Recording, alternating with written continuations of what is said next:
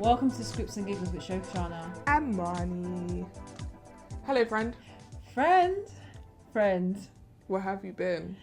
It's been a while, yeah. Nobody knows me like you do. Nobody go. I won't remember the rest of the song. See, crying like you got in it, every time I find it, every time I find it. I'm sure the listeners love listening to us sing songs badly. No lyrics, not very well. Is it even in key? Who knows? Yeah, I feel like as I get older, lyrics go to one side. Melody.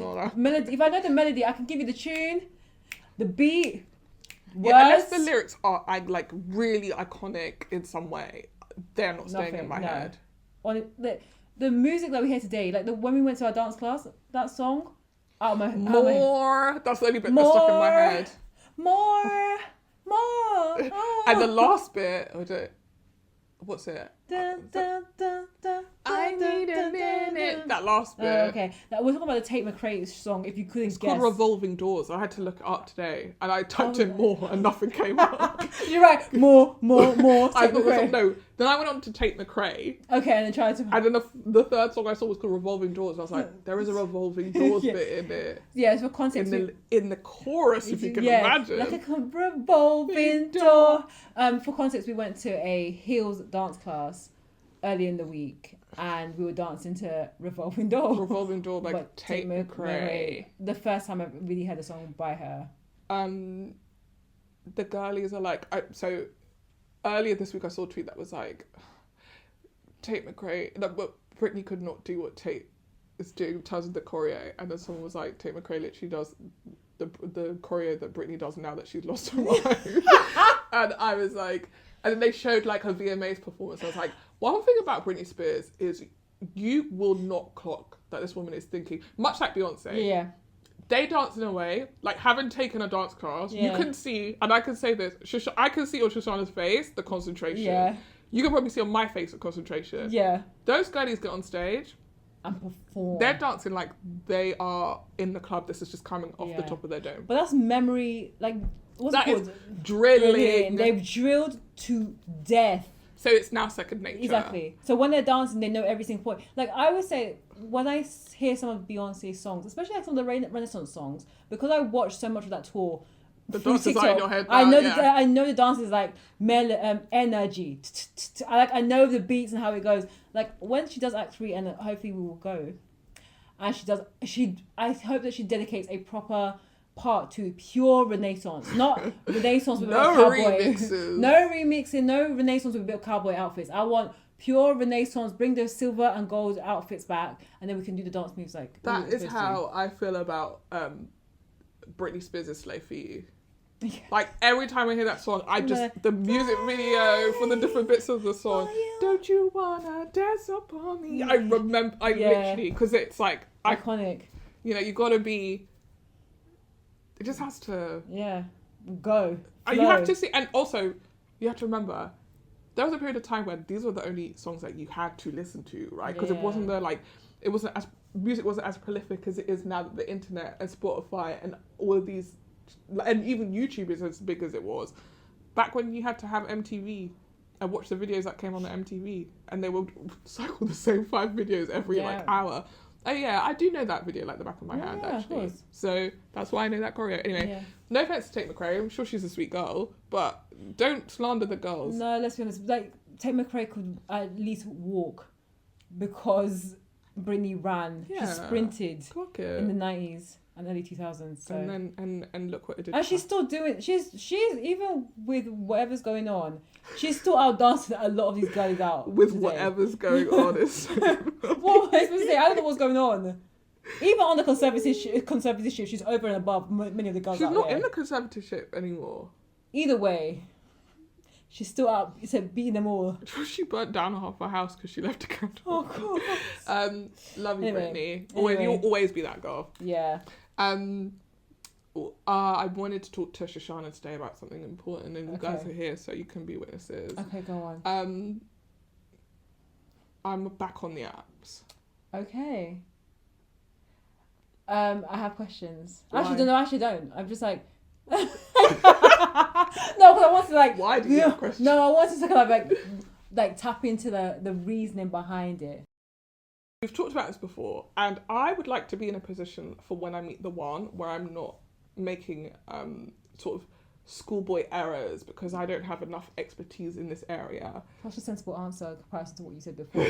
That has been cut out. Both of the things are true. Okay. At the same time, if you can imagine. Yeah. I want to start practicing. Yeah. Not to say that the people that I will be going on dates with are practice. They're lovely people, I'm sure. But but I just, I just don't want to be in a position where the one is in front of me and I'm like, I'm fumbling the bed because I'm scared. Yeah. I want to just be like, hi. Hey. Put your number on my phone and stop wasting my time. This is giving me chewing gum. Chewing gum, Michaela Cole and Jonathan Bailey. If you know that scene, you know that scene. Are you smart or dumb? They're very much that. Yeah, honestly. So which apps are you on? Well. Just the main. Yeah. The one that's meant to be deleted. And honey, she always reminds you every day why you need to delete her ASAP. I don't. Hinge is trying to do nothing but keep you on that app. Yeah. And it's crazy because it's not going to work. Because you're going to delete it soon. No, I'm determined to not delete it this time. Okay. But I will say, going on that app, I'm having a very different experience to what I had before. Yeah. Did you do a new profile or just refresh? So basically, they made me refresh my old profile. But sorry, I changed a couple of pictures, and before I let Hinge choose what my lead picture was. Yeah. But I'm now doing an experiment. Mm-hmm. And so I've picked a picture for this week. Yeah. And I want to see. I like this, who's brought in by the pictures. Yeah. Because obviously some pictures are going to attract some people. Yeah. And I'm trying to figure out what pictures are attracting what kind of people. Or demographic, I guess, like a real ethnographic type of research. Yeah. I'm turning this period of time on the app is for me to figure out how to best curate this app for me. And I do think, to your point about the way this app is actually doing the absolute hardest to prevent you from deleting it is, I think if you give it the power, it's going to try and hinder you from finding someone. Yeah. Which is actually crazy to say. I actually think that's the case. Yeah, no, the algorithm, I mean, it does not make sense for me to get off the app, right? Yeah, of course. Because how are they going to convince me to pay for it if I'm not on the app because I met the love of my life? Exactly. So I changed, so when I first got back on the app, I felt like it was showing me the best of the best that they had. Not necessarily people that I would match with, but just people that you'd be like, oh, this person's conventionally attractive. I can imagine anyone swiping through here would be like, oh, they've got some good people on here. The next day, after I've set this picture, the most compatible? Not even the most compatible. Because, every single man was Ghanaian. Wait, quick question. Had you put any reference of you being Ghanaian? Okay. None. That's crazy. I was like, this is actually so weird because I've been on this app before and I don't even think I've seen this many Ghanaian men, period, over the time, let alone back to back to back to back. That's wild. I just said, how is this? I don't even know how this is so interesting. So that was interesting to me because I was like, I wonder if this picture has made Hinge be like, Hinge go, you're black. Let's get you some. But more specifically, you're Ghanaian. Again, how you get because in the picture I'm wearing a full head to toe. I'm joking. imagine. I literally, so you actually did that. I was like, go. No, I find that interesting. So okay, now I'm on the Ghanaian side of Hinge, which is an interesting place to be. I am not swiping on a lot of people. Okay. But I wasn't swiping on a lot of people before this because I have come to realise that my thing with Hinge, right, is it's one thing to be attractive, but the profile needs to match. Oh, 100%, yeah. And so there are, amongst these specifically Ghanaian men, there are many people with abs, muscle, bum. Of course. But then the questions are, the key to my heart, Z. Oh, Lord. Together we could, why? Just you put no effort into the bare this. minimum. I put photos so I can see your photos. Exactly. Yeah. So you're automatically not a match because of what we're going to talk about. People who when you get the people who are overly sincere. I'm looking for a girl who won't break my heart. I've been through too much in my life. God. Oh my God. I'm obvious, unmatched. You need to work through whatever you're going through. Yeah. It's a pass. Then you get the people who are like in the middle. So like Yeah. not particularly attractive, But they seem to have filled out enough of their profile. Okay. But now it's like, okay, if we match, you actually are going to have to do a lot on the date to convince me because I'm at 5. Zero. Yeah, like or even 0. your face is fine. And your brain seems fine. And your personality seems okay. Yeah. But maybe it's one of those things you give the average a chance, and maybe he may exceed your expectations. But everyone in the internet says don't give ugly men a chance. We have learned. He's gonna embarrass you, and you're right. I'd rather be embarrassed by a hottie than embarrassed by an ugly. Because what the hell? I didn't even enjoy the experience of being embarrassed. At least with the fit guy, I was looking at something nice. True. So anyway, that's one thing. But is it one of those things where I'm not saying you can tell instantly, but you know, there's some guys who don't picture well. Yes. But then you know, like there's not the potential, but like you know in person they will be hot. I will give. There are certain people who you give like all Love Is Blind images. Yeah, all of those images are awful. From Love Is Blind UK. Yeah. There are certain guys who I will look through all of the pictures on their page because I'm like I don't feel confident either way of saying like he's fit or he's not, right? And there are some people obviously you see one picture and you're like. but there's also people that I will.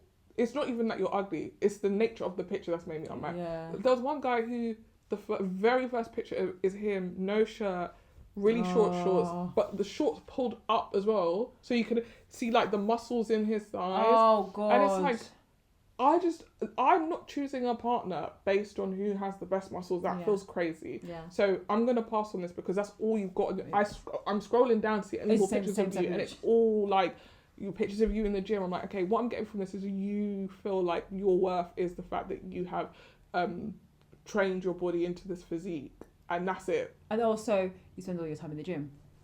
Like I find the pictures are very telling because it tells me a bit about yourself. It tells you a lot. Yeah, it's like, not a bit. It tells you a lot about like if your first, again, going back to the first picture, if your first picture, even if that's decided by Hinge or not, is that's telling me that my first impression of you should be that. Yeah, exactly. I get no details into who you are, what you like to do, what your personality is, what your hobbies are, anything. Yeah. Yeah. So those guys, again, that man wasn't ugly. His body was nice, but it just immediately I just don't see how we would be compatible because I don't really care about the fact that you go to the gym 4 times a week. Like I don't care about that. So if you're gonna want to talk to me about or if everything about our lives is going to revolve around you going to the gym, like I need to eat 4 chicken breasts and like I don't need to get on my protein and my what do they call it, my creatine, not creatine, anyway, that that's not what I'm looking for in a partner. So like I'm not even going to waste my time or yours, right? And then there's the people who like, so then in amongst these many Ghanaian men there are these like random, there'll be like a random white guy, right? There's very little ethnic mix. That's so interesting. Currently. Just like black, white. Yeah. And their profiles are all the same.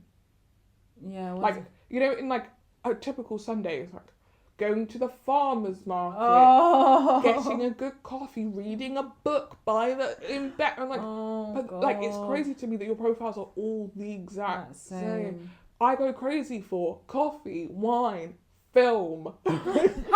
What film? Travel. What travel? I'm sorry, you can learn so much from popular. It's just so generic. It's so generic. And I'm like, I am starting to also, when I see that more and more and more, I'm starting to think, oh, men have got together. Maybe they haven't got together, but men have got together and they've gone, what do girls like? Yeah.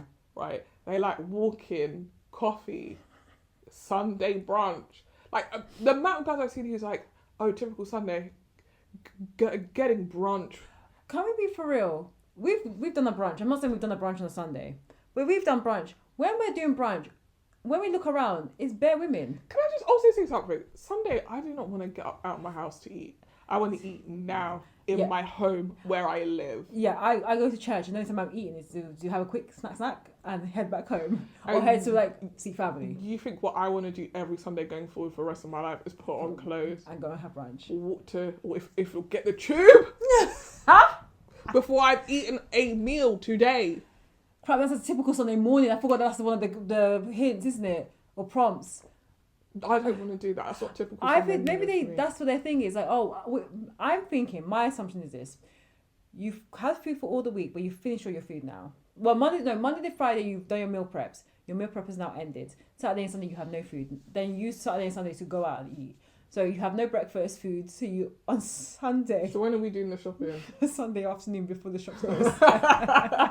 When the shop is empty. Yeah, or Saturday evening, because I've done a food shop there, and I'm looking around and they're busy. Like, all these people could buy their food shop. People for are the week. panicking. Yeah, for They the should have week. come in earlier. They Yeah, didn't want and to. then there's so many queues. Saturday's always busy. Yeah, it is. Yeah. So maybe it's just that, and then or they bought all their food shop for the next week, but they're like, I can't be bothered to cook on Sunday, so let's go for brunch. See, I don't like in my head, based on what you've just said, it's like, okay, Sunday brunch is because we are on our way to the shop to buy food After the and we're brunch. getting brunch. No, we go for brunch first. Yeah, no, so Yeah.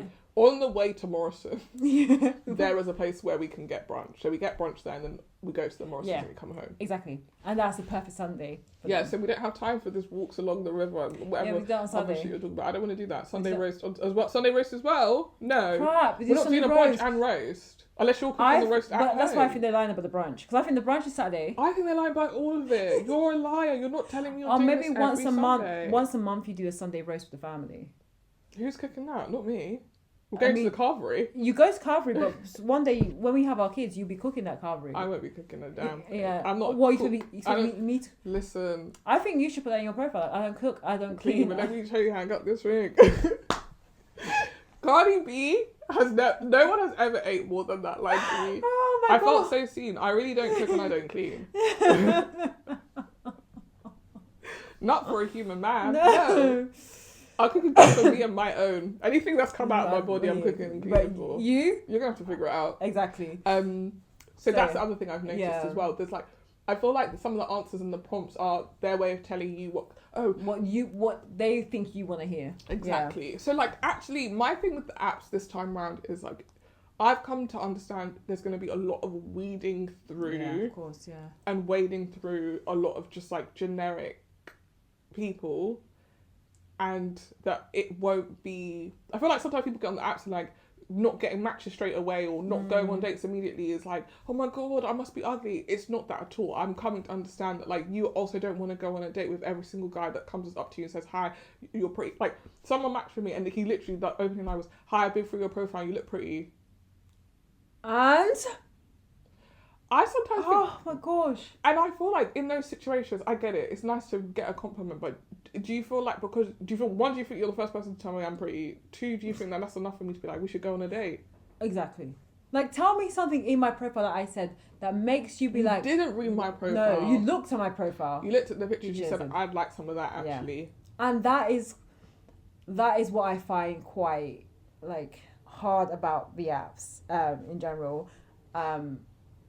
Because we haven't done like a dating scribbles episode, have we? We've We've teased teased the this girls, for years. the lads and the Maybe ladies. we'll continue teasing it, but yeah, maybe we'll just never do it. yeah, we'll until just we keep on die. teasing it. But it sounds like one, you're being more selective. Is not. I'm not saying that you weren't selective before, Yeah. but you are. The filter is high. Yeah. And have you changed like your target, like age range and? No, my age range is the same, but I've noticed that so my age range is 32 to 35. Yeah. And the people that are coming up who are 35 look like they're 45. So I feel like there are people fully on this app lying about how old they are. Because I'm like, there is no way in hell that you are only 2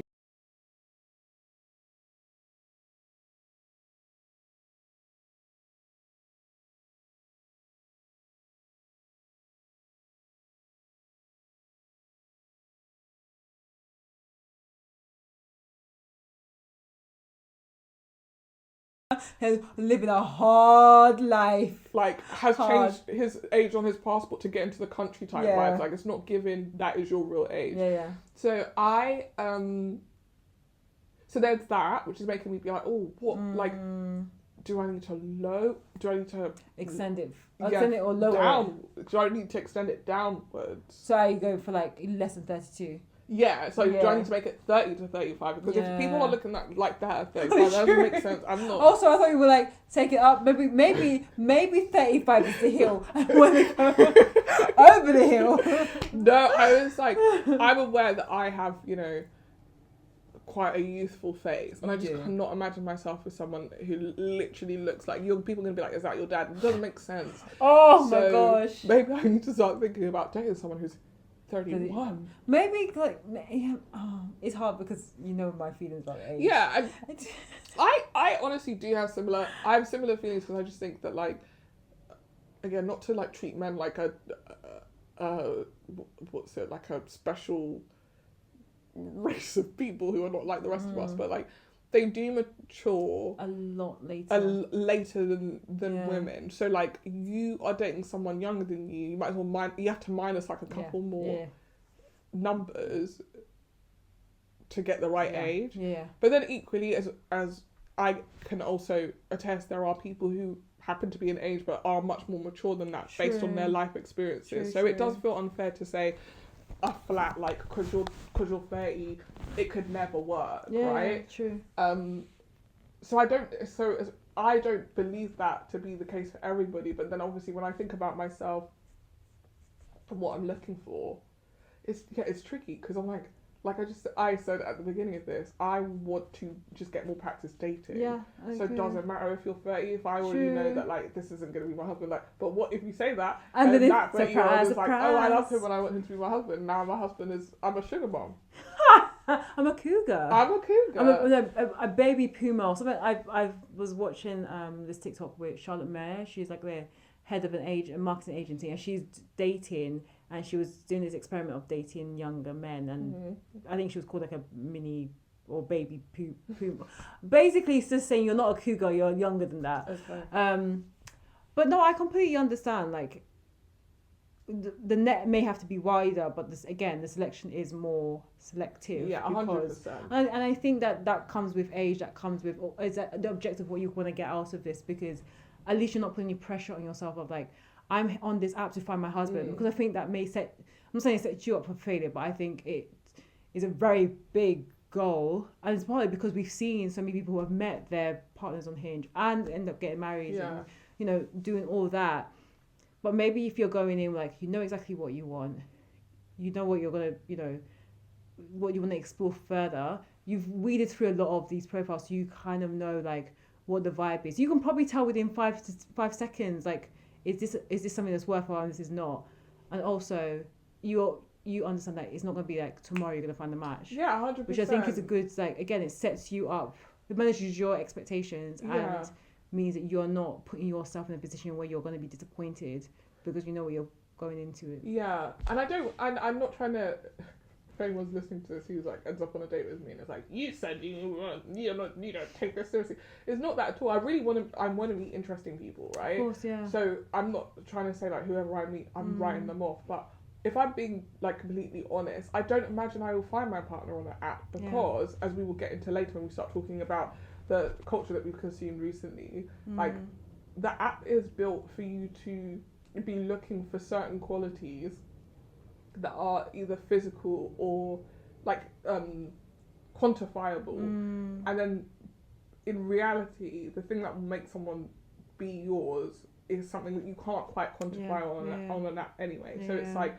I cannot imagine myself being like, oh, we matched on this app, unless it, again, everything lines up and we just end up being incredibly lucky. We matched on this app and then it turned out you were everything that I would have wanted in person as well. But what else? So I feel like I will definitely meet interesting people, but ultimately I think if I'm gonna really be like, this is my man, that's like a physical, that's like an in person, in IRL. Like, I just knew when I saw him, and I think that's what for me makes these apps so hard, because when I'm scrolling, I'm really looking at these people and being like, am I feeling it? And it's really hard. It's actually, I don't think I've ever felt it on an app or on a photo. Like I think we've all seen people that are attractive, like, oh, that's an attractive guy. Yeah. But I think that's where it ends and starts and ends. But there's some people that I've met, like, they see someone and they're like, oh, that's an attractive person, send them a DM, and then now they continue talking and they get to know each other. One of the couples that I have been following recently is Tony Tone. Yes. Yeah, and they recently got married publicly, but actually privately they got married last year. So congratulations to her and her husband. His name is Taiwo. Anyway, congratulations to the two of them. They are such a beautiful couple. I've honestly, like, stunning. But they met through a DM, really. Like, he had been following her on, like, Twitter, I think, at that point, and he would always see the things that she was writing about and always agree with it. And then maybe it was on Instagram as well, because she's like a writer, and she always has, like, really, like, deep thoughts about dating and relationships and the dynamic between men and women. And he would agree with her, and then, you know, after a while he eventually sent her a DM, and then they got talking and all that kind of stuff. But again, he was attracted to her because of her mind, or what was, like, the outcome, or the evidence of what she was thinking, versus, of course, she's a very beautiful one as well. And, like, gorgeous. She's so stunning. She is. She's someone that can pull off long and short hair. Yeah, she's like, really yeah. So all that to say is, like, I agree with you. I think that's why I kind of struggled with the idea and the concept of apps, because of the physical apps, like, because it leans so much to the physical criteria. And in real life, even with your friends and your family, like, it's never been like well, family is different, but with friends, it's never like a physical thing. It's a connection. Like, we became friends when we connected outside of, like, even outside of the rest of our friendship. Like, it was just, we were in this, like, very specific time and place, and, like, I keep on thinking, like, captive. Like, we had this captive time. No, maybe captive is the wrong one. Well, we're in this specific situation, and then we got talking and we connected, and that's how we became friends. And I think that's how I've always seen it with relationships as well. But that being said, I think because of the way our society is and the way that dating is, that, like, apps are, like, that step to be able to put yourself out there. Yeah. They're a really interesting concept, and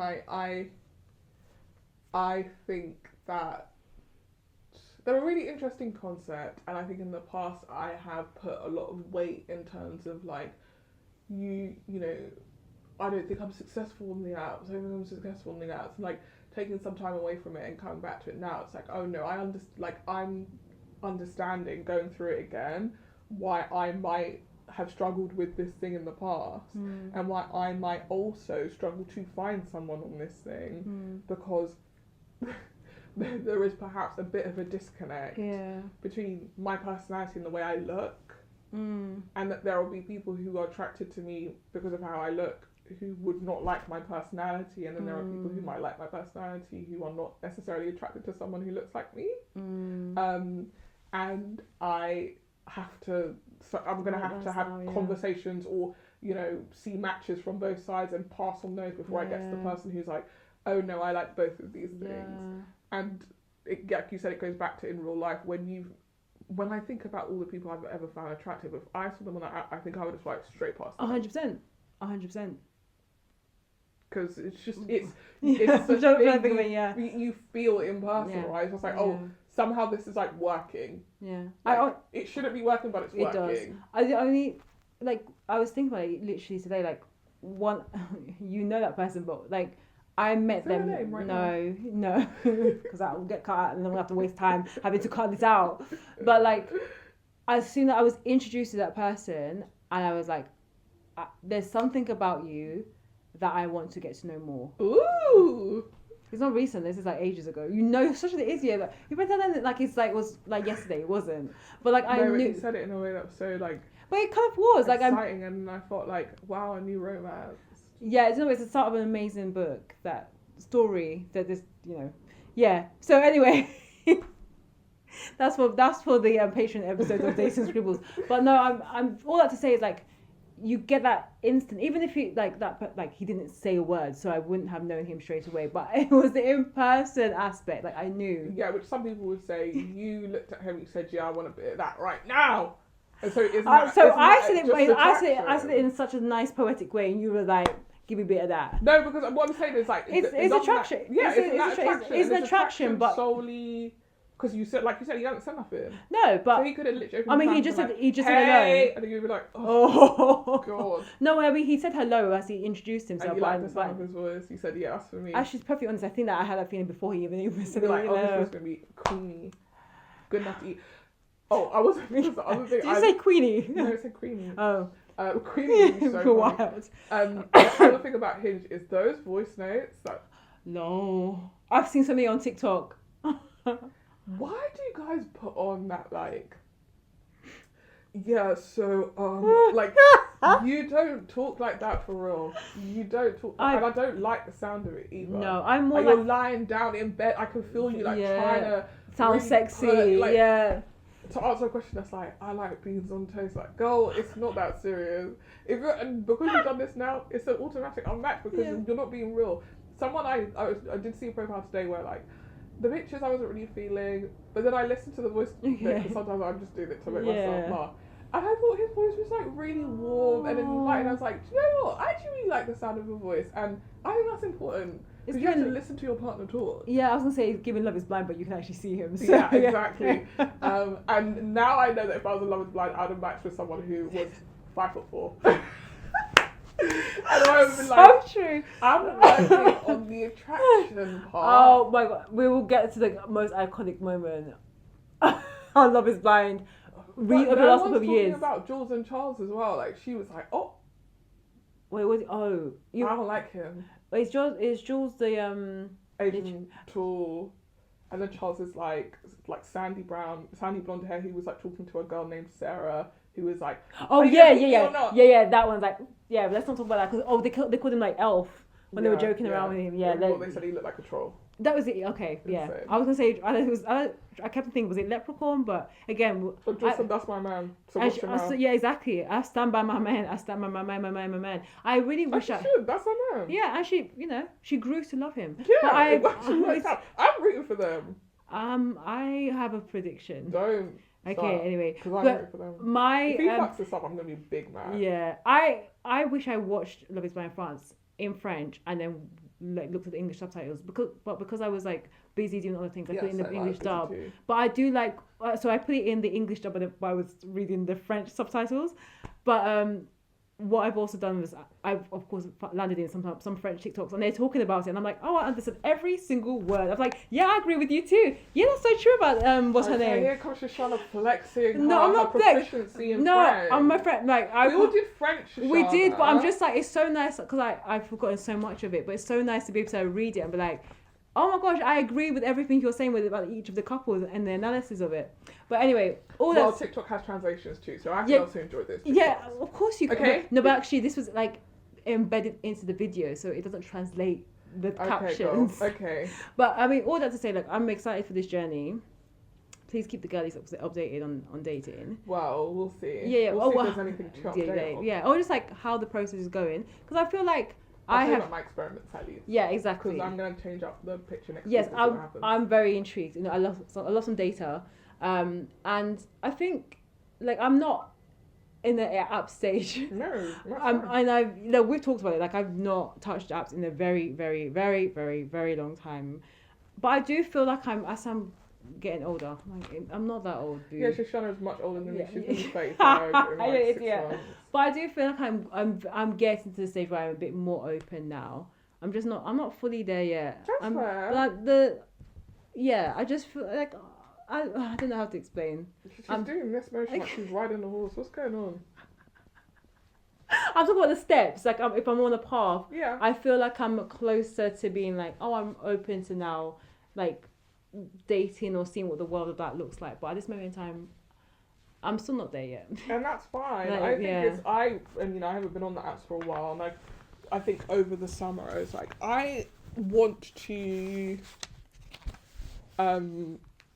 meet someone. Yeah. I would like to meet someone interesting. Yeah. And again, I'm not putting pressure on it to be like, and he will be the love of my life and my husband, but like, I'm ready to expand my pool of people that I know to one extra person. Yeah. Who I also have sex with.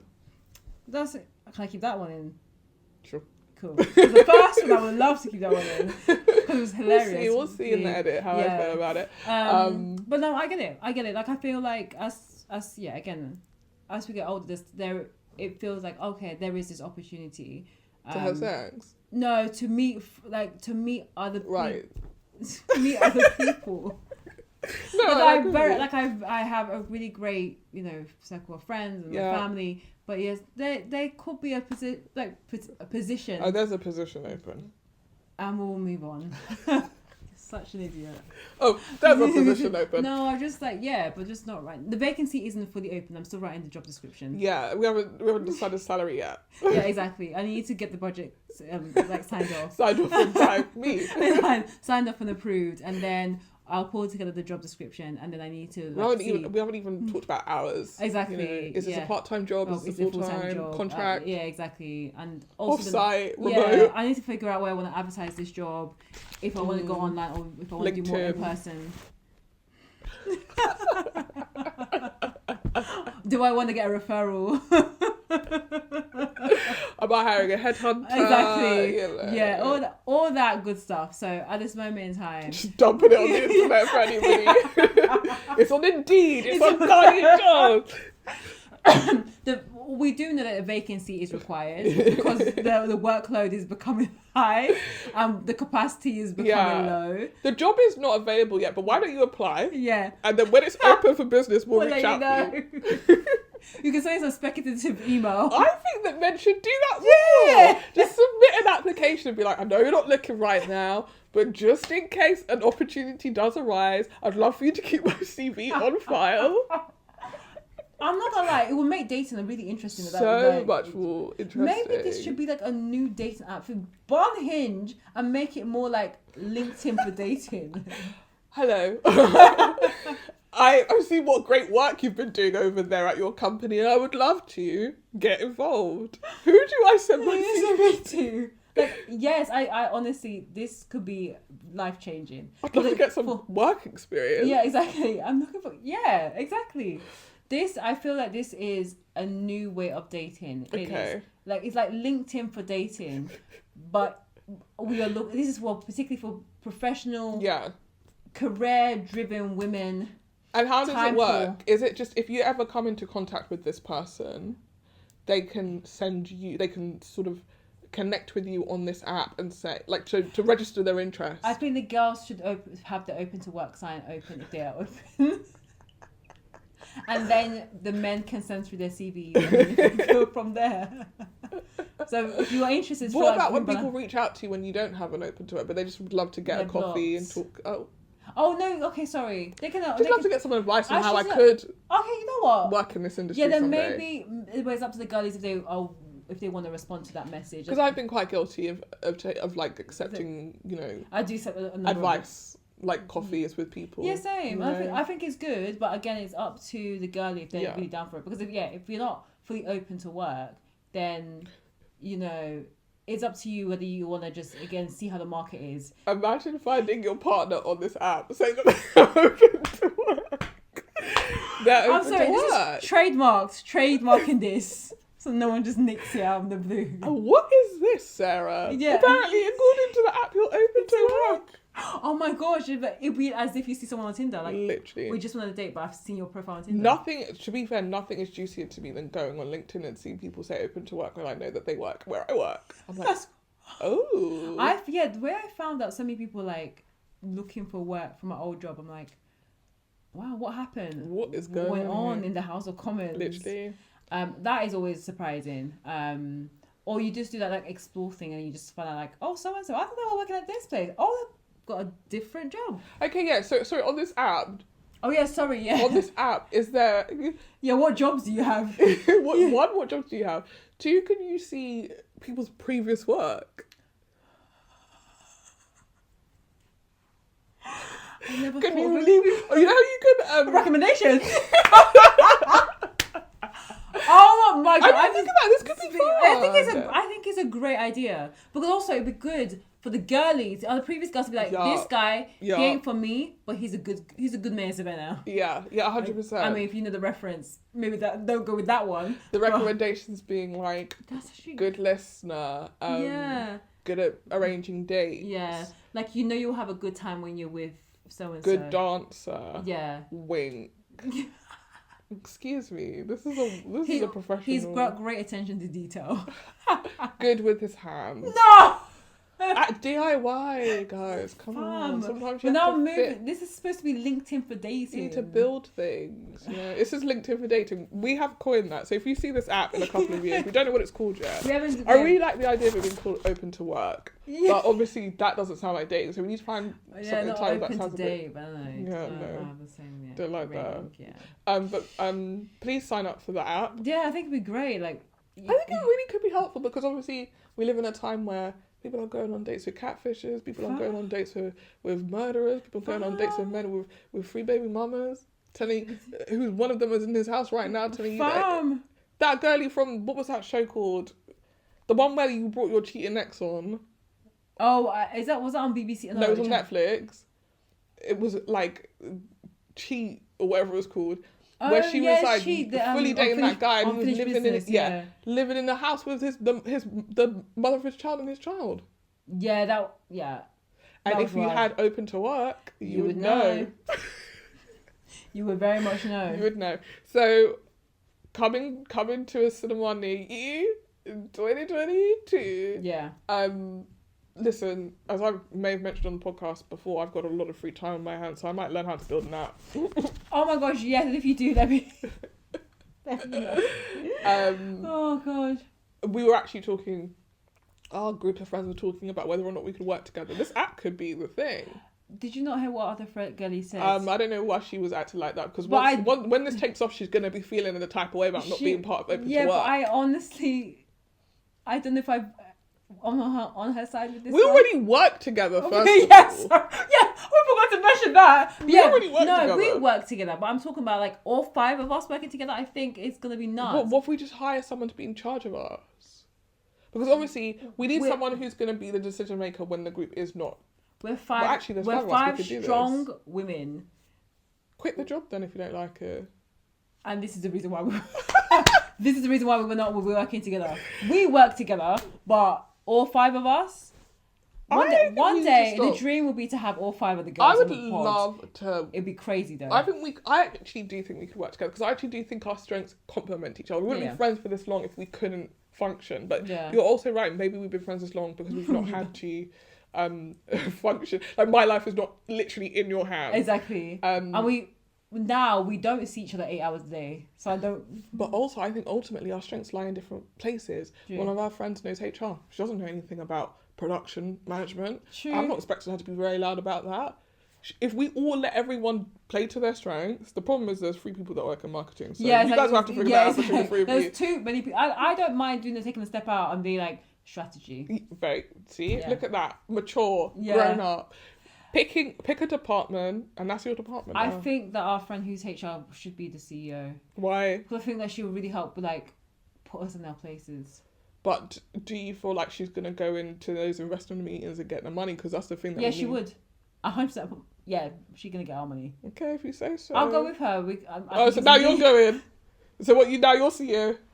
I'll go with her to look at how Shoshanna has weeded her way into co-CEO. Now I'm working for Shoshanna on my own idea. That's crazy. No, I'm talking about the fact I can give some data points as the strategist. Yeah, and I can sell it because I know I'm the one who's going to build the story. Okay, so now and about 5 all of us are going. All of us are going. This is the reason why we need someone else.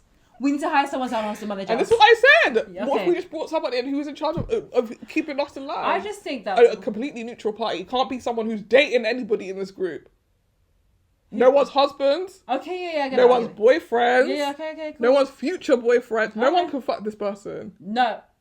Okay. In fact, it's another woman. That's that. Yeah, I agree. Ooh. No.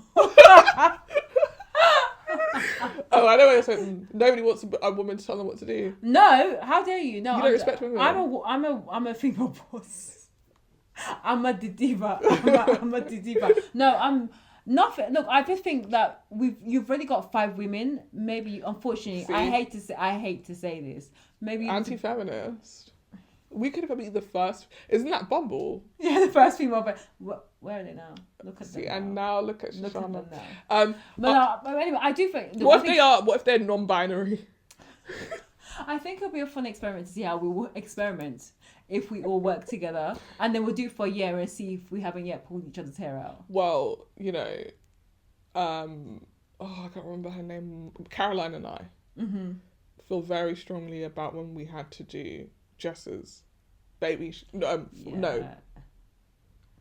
bachelorette party. Yeah, and some people did not pull their weight. I put my hands up and I think that was me. And so those people are the people getting fired from I wasn't in the country. Well, so there's only so much a girl can do. Good excuse, isn't it? And Shoshana loves to travel, so how do we know you're not going to get up and be, I'm here. I've decided to move to Brazil. I'll book my annual leave and let you know, but I will not book it when we've got key things. Again, What for Keith and Colin when you have annual leave? Also my role is strategies. My role is to set direction, and then I can trust you guys to activate. So you're delegating. So we work for you again.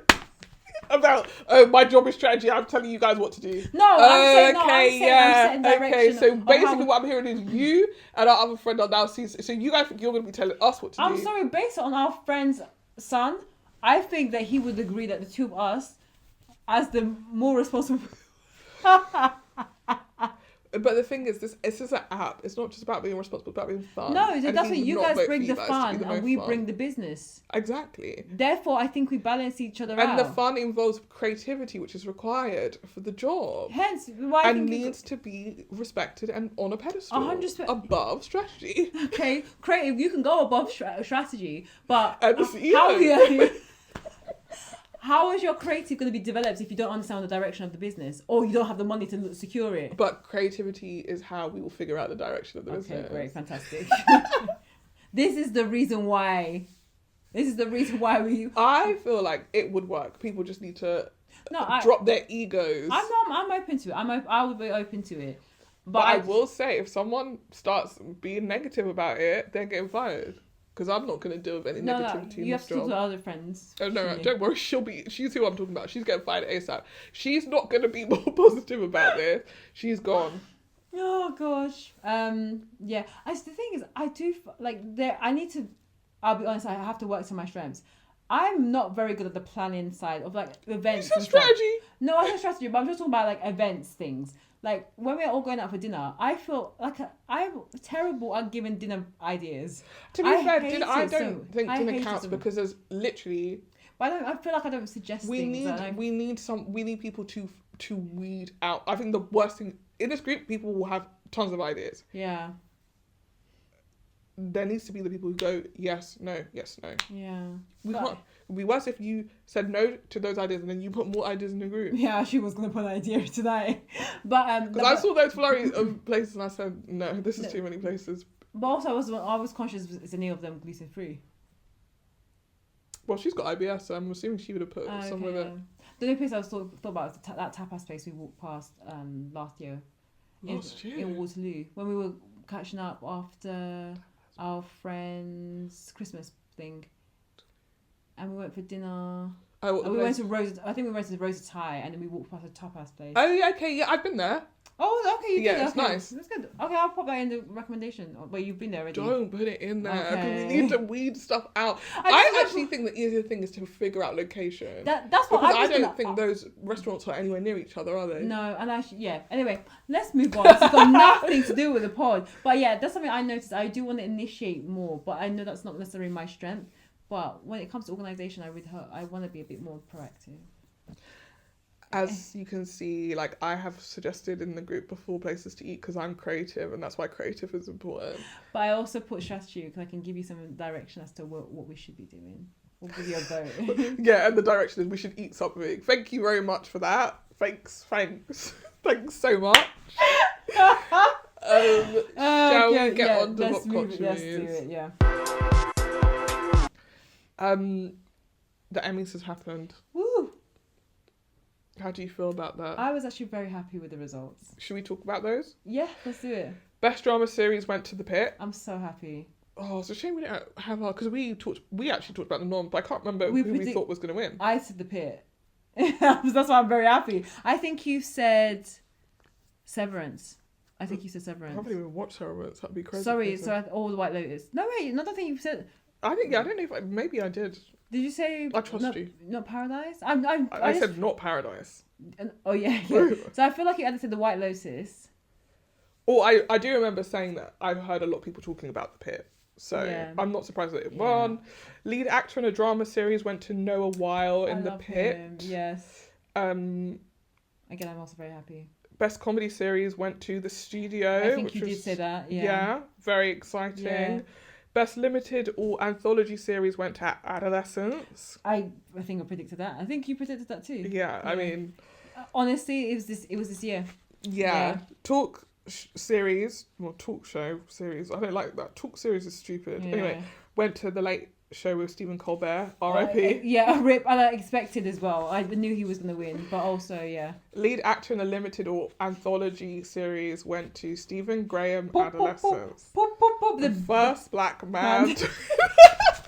To ever win, the hardest black man in the industry. The hardest working black man in the industry. And the thing is, he gagged those Americans when he was like, "I'm just a mixed race boy from the States." He said, "I'm not gonna allow you to think that I'm what? Yeah, because I'm not." So Stephen Graham out here repping. Stephen, like, you guys have probably been listening to this, being like, "Why do these girls keep talking to this man, black man? He's so obviously white." He's back. He said it himself. Yeah, he's back. Yeah. And we won't talk about it any further. Yeah. Actually, all he said was mixed race. He could be mixed with any race. But he's still black. He's black. But no, I'm actually so happy to see him. He's been in this industry for a very, very, very long time. And of a man of his age as well. Yeah. Because, like, let's not forget, like, the older you get as an actor, well, this is more so for women than men. Yeah. But the older you get, the less likely you are to be the lead in something, or to be being up for an award. Yeah. So to be nominated and to win is incredible. I think we went through his IMDb, and this guy has been working almost he has had a project every year. Multiple projects some years. Yeah, exactly. So again, the hardest black man in the industry hardest working has been working, and he got his credit. And I saw the video when they announced, and Tyler Henry was like, yes, he's like, Henry. Yeah, Brian Tyree Henry. Brian Tyree Henry. You know why? I can see it from here. Yeah. Yeah, okay, sure, yeah. But he was just so happy, and I was like, yeah, black men support black love. Black lives really do matter. No. Again, congratulations to him. Sorry to really milk it, but we have to. Leading actress in a limited anthology series went to Christine Milioti for The Penguin. Great. Supporting actress in a limited or anthology series went to Erin Doherty for Adolescents, which we kind of all knew was going to happen. Yeah. Writing for a variety series went to Last Week Tonight with John Oliver. Okay. Beating Saturday Night Live. Yeah. Variety special went to SNL. Yeah, I think I did. Yeah. Beyonce Bowl. Beating Beyonce Bowl and Kendrick Lamar. Bruh. And its own homecoming concert, which was not Writing for a comedy series went to Seth Rogen, and Evan Goldberg, Peter Hyuk, Alex Gregory, and Frida Perez for The Studio. Yeah. Writing for a limited oral anthology series went to Jack Thorne and Stephen Graham for Adolescents. Yeah. Supporting actor in a limited oral anthology series went to Owen Cooper for Adolescents. The youngest winner at 15. I still feel like, what is the category for being a lead? Or supporting, true. When the entire series hinges on your character. Yeah, exactly. But I think they both won. They both won, exactly, because I don't think you couldn't have put Stephen Graham as supporting.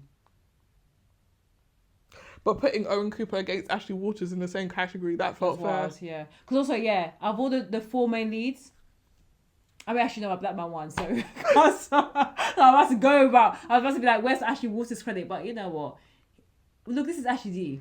People were saying that they thought that Ashley Waters was doing the best acting he's ever done in Adolescence. Things I haven't watched him. I didn't watch what was that show? Not Blue Bloods. What was it called? The Bulletproof. No. Top Boy. No, there's Top Boy, and then what was that other thing that he did? Have something called Bulletproof. He did it with Sky. It's Bulletproof. Okay, yeah. So I didn't watch that one, and I watched a bit of Top Boy. But you would say Top Boy. Yeah, what the hell? Yeah. But writing for a drama series went to Dan Gilroy for Andor. Okay. Scripted variety series went to Last Week Tonight with John Oliver. Directed for a drama series went to Adam Randall for Slow Horses. Okay. Directed for a limited or anthology series went to Philip Berentini for Adolescence. Okay. I wonder what episode he directed. Good point. Or he I ask, what's his name? Philip Berentini. No, I think he directed the whole thing. Lovely. Directing for comedy series went to Seth Rogen. Seth Rogen's out here, man. Yeah. Told you the show has had a really impressive first season, and I think sometimes the Emmys is just like wowed by whatever's new. Yeah. Supporting actor in a comedy series went to Jeff Hiller for Somebody Somewhere. Okay. Reality competition program went to The Traitors. Okay. Which ended RuPaul Drag Race's like 5-year streak. Oh wow. So they're big mad. Supporting actress in a comedy series went to Hannah Einbinder for Hacks. Okay. Lead actress in a drama series went to Britt Lower for Severance. Nice. Supporting actor in a drama series went to Tremel Tillman for Severance. Boom, boom, boom. Who, by the way, is the first black man to ever win this category. That's crazy. So yesterday when I was crazy. looking at this, I was like, I have to stop reading this because this has actually really upset me. Because Yeah. what do you mean First? Supporting actress in a drama series went to Catherine Lanassa for The Pit. Okay, yeah, I mean that's a character. Lead actress in a comedy series went to Jean Smart for Hacks. I told you. Those two kind of had it on lock for the past few years. Lead actor in a comedy series went to Seth Rogen. Seth Rogen had a great night. I think he did. And that is that. So basically the winners were Adolescents, The Studio, Hacks. And The Pit. And The Pit. And then, you know, all the other... Severance for... Severance and... Supporting or leads. Yeah. So White Lotus didn't touch nothing. Anything. They did not like your new season. No, they did not. So you need to bring it back. He's going to... France. Yeah. For the next season. And it's like... What about Africa, man? Why can't I feel like it should always be an island? Yeah, unless they do like the south of France. They said Paris, I feel like they said. Oh. But we'll find out. Yeah, we'll see. So how was your thoughts on the overall winners? Yeah. Wow. I mean, there's something about watching a show, about an award show that ends up awarding like 4 shows. Yeah. That to me always feels like this couldn't have been an email. But at the same time, am I glad that Adolescence won? Yeah. You know, we make a lot of good TV here. We work our asses off. It's nice to see that stuff recognised. I'm glad that also new shows like The Pit are being recognised because then it keeps bringing new original ideas to TV. Like, that's not based on IP. Adolescence wasn't based on IP. Like, look how well these shows are doing. True. So that's promising. But, like, I don't know if I feel like the Emmys really move the needle anymore. No. I think a lot of people don't watch TV in the way that they used to, and they definitely don't really care about what the Emmys have to say. Yeah. The Emmys and the Oscars, all of those shows are really for us, people who are fans of or working in those industries. I don't think the average man knows who won. No. Or cares. Ironically, I was on the train on Monday morning and I saw, not sure I was snooping on their phone, but I could see that they were watching the same video I watched that Monday morning to find out a summary of the winners. And they saw, after they had watched that video, they Googled The Pit. Because in the UK we don't have access to The Pit, which again, that's also a big thing. Like, your biggest winner, and this is probably a question around Sky and HBO Max and all that stuff. Yeah, their deal is up, right? Yeah, so at the moment, I think, so Max is planning to come to the UK, I think next year. So, we don't have The Pit, and so I saw this guy, like, search for The Pit is. So you're right, I think the regular degular person on the street doesn't know half of what these shows are. Yeah. Especially something like The Studio, for instance, because it's on Apple TV, unfortunately, it's so niche. Like, it's just like... a lot of people must have Apple TV because they're watching Ted Lasso. Just watch one more show on there. True. You're paying for it anyway. True. I mean, Ted Lasso's been finished for ages, but it still remains like it's still in their top 10. Yeah, to this day. So, yeah, I mean, I agree. I don't think it was like a massive needle change in terms of like a variety of shows. But one thing I will say, having, like, to your point, having Adolescents, having the Pit winning, and having its original IP, and maybe, okay, Adolescents is a mini limited series, which is fine.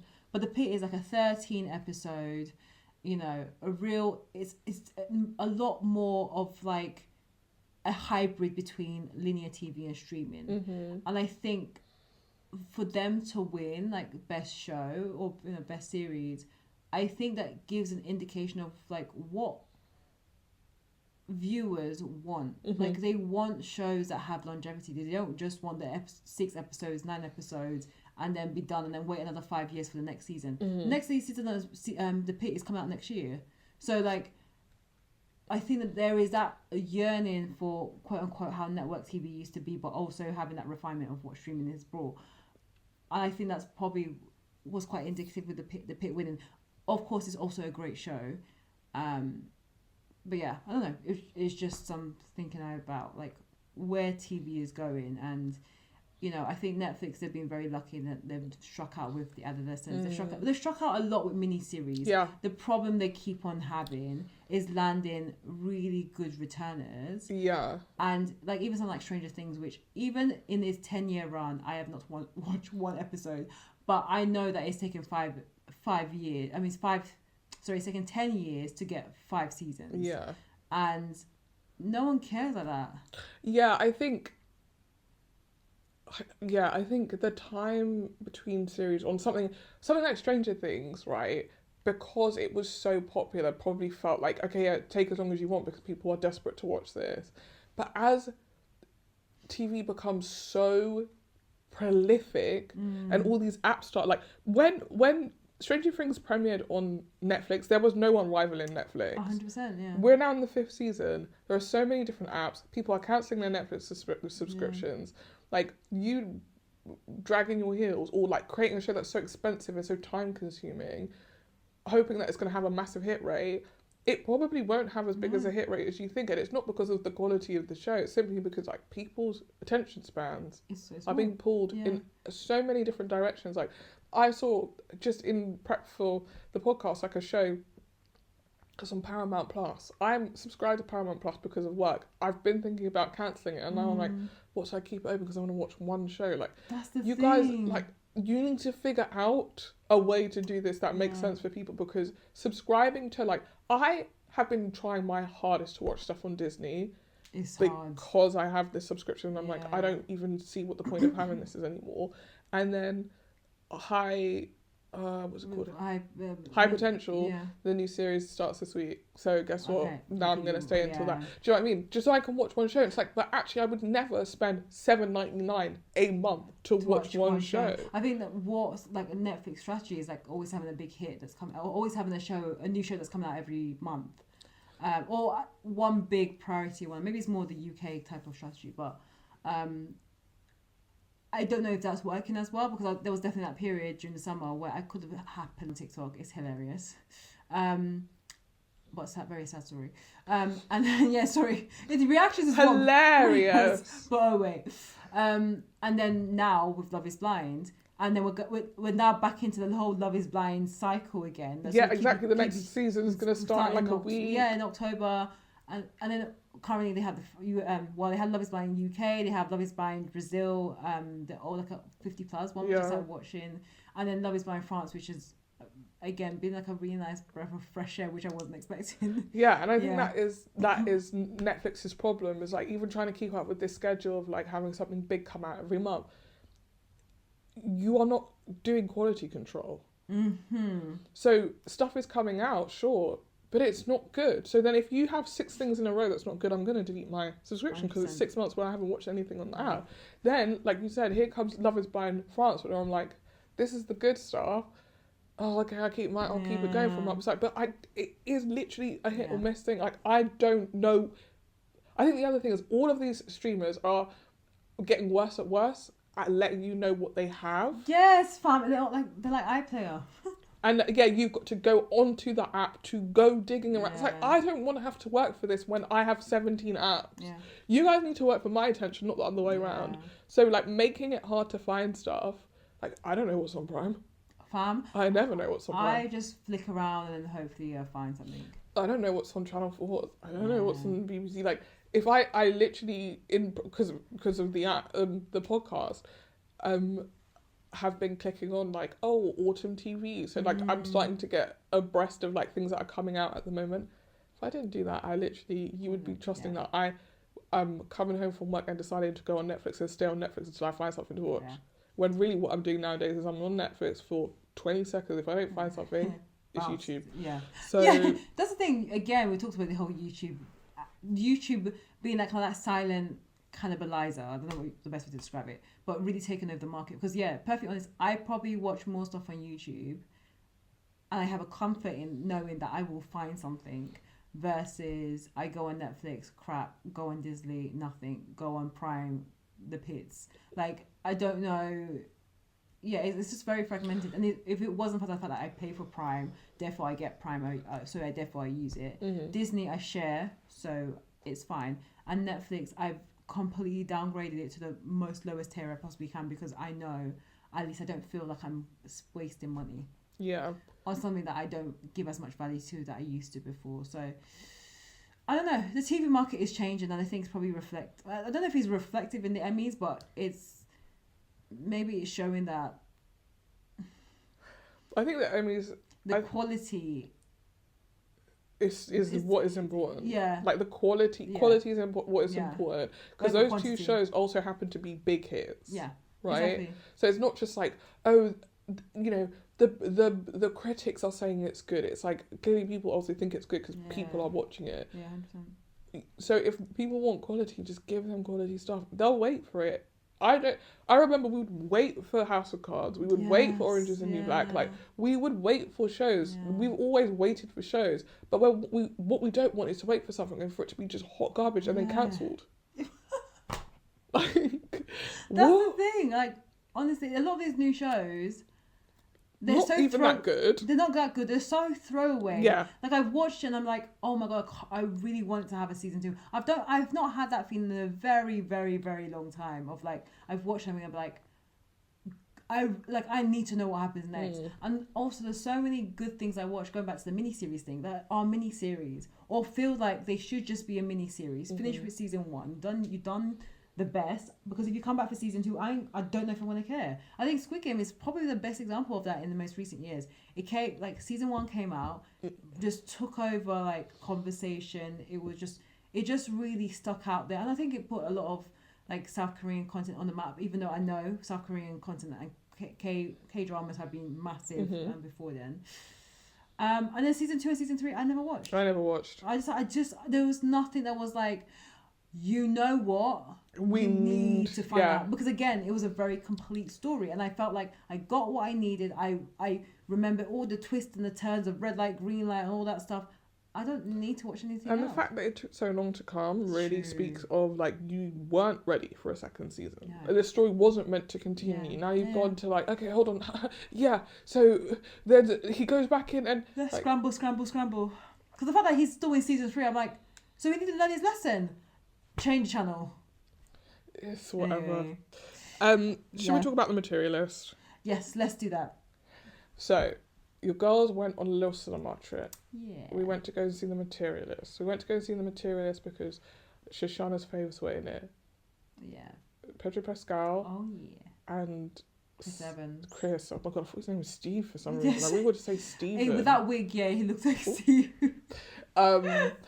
And Dakota Johnson. She's not my fave. Dakota Johnson. She has become my fave after I watched Madam Web, and I said she's actually a really talented actress, and then stop sleeping on her. Actually, I think she's been my fave ever since she said Ellen. Actually, Ellen, that's not the truth. As I said, I think you were invited. I think that she is so much more interesting off, like not on screen in terms of acting. I think. In interview she is. I think she should be more of a personality. I think the unfortunate thing, I wonder if the problem is she's, and we can use the Materialist as an example. The characters that she's portraying are not nearly as interesting as she is, and I don't 100%. Know if I don't think that's a fault of her. I think it's actually more so a fault of potentially the writing, but also it sort of brings to light like maybe there are some people who can't be actresses because they're actually too interesting. Yeah. And you need people who you can sort of just turn into like a prop or a mannequin and tell this story in a way that like works. Yeah. If I'm being completely honest, I think the casting for the film was bizarre from top to bottom. Like I didn't buy the chemistry between Dakota's character and Pedro Pascal's character, which in the end made sense because the whole point was that there wasn't really any chemistry. It was like a business transaction, right? But I feel like that would have landed a lot better if we at least felt like they genuinely liked each other, and that the twist was that actually they didn't really. But I never felt that. Yeah. I didn't even really buy the chemistry between her and, I want to say Stephen again. Chris Evans' character. What was his real name? I don't know what his character name was. Can't remember what his character's name is. We're going to call him Biff first. Maybe it was Steve. I guess I was just struggling to imagine a world in which this struggling actor, and I know she says that she wanted to be an actor at one point, so maybe that's how they met, but this struggling actor and this woman who is like so good at her job and you know about to be promoted by the end of the film would ever have been in a relationship for as long as they were in a relationship, and that they loved each other. I think if you can't buy into that initial concept, it makes the entire thing really difficult because it's a romantic drama. Yeah. So if I don't buy the romance, can I buy the drama? I mean, they tried to give us some drama. The thing is, I also confused this as a rom-com comedy drama, and the problem is, there were some funny moments, there was some little witty banter here and there, but it wasn't necessarily like a very funny film. And I think going back to the drama part, going back to the plot itself, for context, Dakota is a matchmaker. She's trying to match people up. She usually just goes off, you know, what their job is, what they earn, their height. You know, or she goes off what people are asking for. And what people are asking for as well. Going back to what we're talking about with the dating aspect and the dating app phenomenon is basically you have a matchmaker where you've listed out all your wants and needs in a partner, very surface level, and she, you know, ta-da, finds that person for you, and then you go on dates, and in this instance she meets Pedro Pascal's character at a wedding of one of the couples that she did successfully match, and the waiter that's there is Chris Evans' character who she used to date. So I don't know, I struggled with it slightly, mainly because of the pacing. From a film perspective, I found it quite slow, and also I hate to say the writing, because things didn't sound realistic.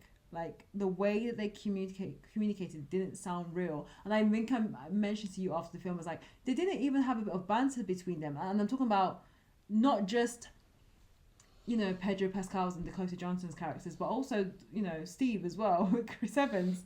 That's why you keep calling him Steve. That was his character in Captain America. But yeah, there was that kind of like flirty banter. So I think I found that kind of hard. But again, maybe that's just the way that I see dating and relationships and flirting, and my perception coming into this movie, what I thought and assumed would be a rom-com. So that was one thing. I mean, it was always nice to see Pedro Pascal by screen. I don't think he looked hot in this film. When they were having that, Here she goes. She's blushing. It's crazy. That scene where they're like making out in his apartment, I thought he looks hot.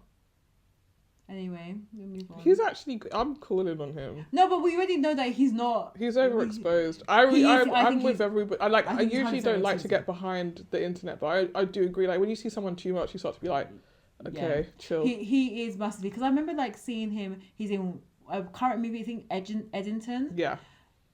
He's in this movie. He was in another movie that's coming up. I'm like, you're like Stephen Graham, but this is not the way that. The thing is, it kind of works with Stephen Graham. He's got a project out every year, but in a way that we don't even notice that. But so I think actually, so I don't mind that he's working. I think that the issue is the press surrounding those things keep him in the zeitgeist as well. Yeah. So it's like, on the one hand, like, it would be nice if you went to the cinema and you didn't even know he was going to be there, right? And you watched the film and it was like a lovely surprise. But it's like, he's the lead person marketing the film. It's like, you're actually billed as Pedro Pascal. You're not even you're not one of the leads. So why am I seeing you on my newsfeed day in, day out? Like, there are other people in the film. Yeah. Get someone else to do some work. Yeah, true. Because I want him to stay booked and blessed. Same. I just think that people realised that the internet liked him, that he was the internet's darling, and they think they can sell every film off his back. And I feel like you guys are rinsing his social currency. Yeah, true. And then when it's all gone, people are going to turn on him like it was his fault, and it's not. Yeah. So true. Maybe he just needs to be a bit more tactical. Yeah. With things as well. Maybe this is like his big flurry of movies, and we're not going to see him for the next 2 years. Yeah, maybe. Big. Yeah. Oh yeah, he was also on Fantastic Four. That was and that was the press that was everywhere. Yeah, so there's a lot going on. The only thing that made me laugh during the movie, and I know this has got nothing to do with, actually it's got something to do with Pedro Pascal. I think that there was a comment or a line in the film was like, "Oh, I'm looking for a straight man," and then like Pedro Pascal was there, and people start laughing. Oh.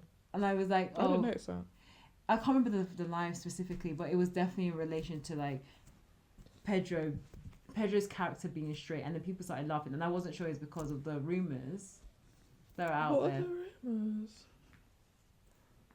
What are people saying about Pedro Pascal? That just Google it. No, I'm desperate to know what the rumors are. He may be chilling in the closet. Is he chilling in the closet? Or is he lording it in your faces, and you guys just don't want to see the signs? I don't know.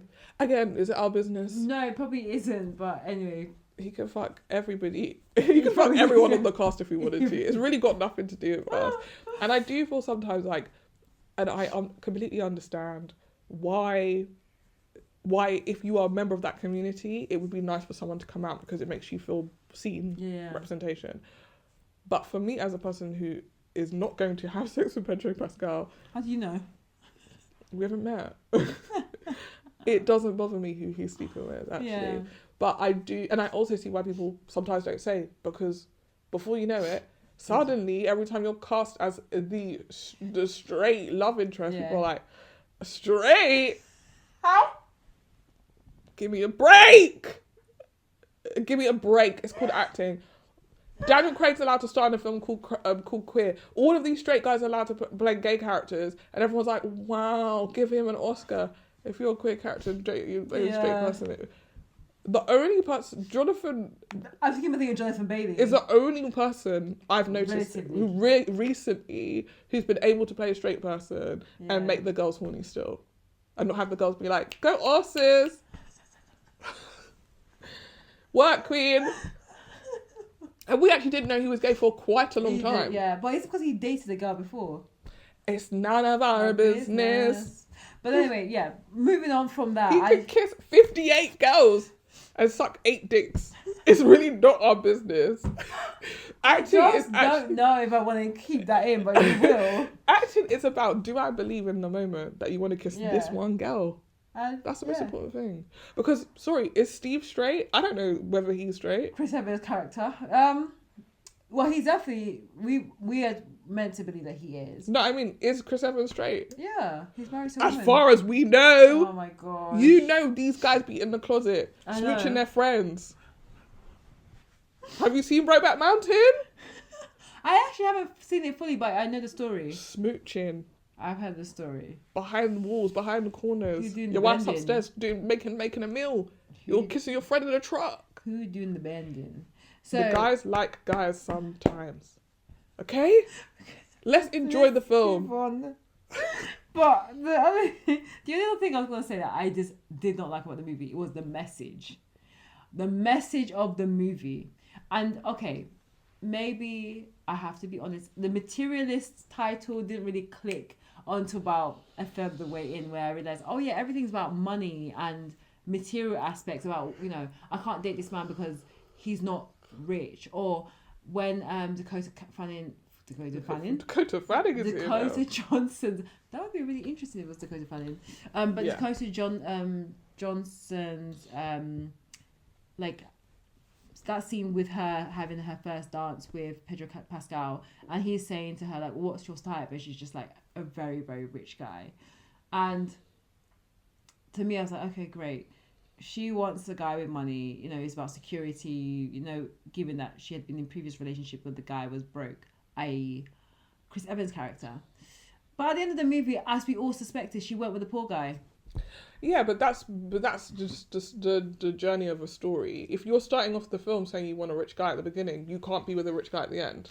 I said that why couldn't he be hybrid? Like, you know, he could be, you know, rich, but he could be like up and coming actor, which he was, but he would have got his, you know, big break, and that's when they decide to get married. Like, just something that he's bringing to the table versus, like, when he was proposing to Dakota's character, he told her, "Are you willing to make the worst decision of your life, or the worst financial decision of your life?" And I'm like, why is that your proposal? And two, why did you say yes? You could not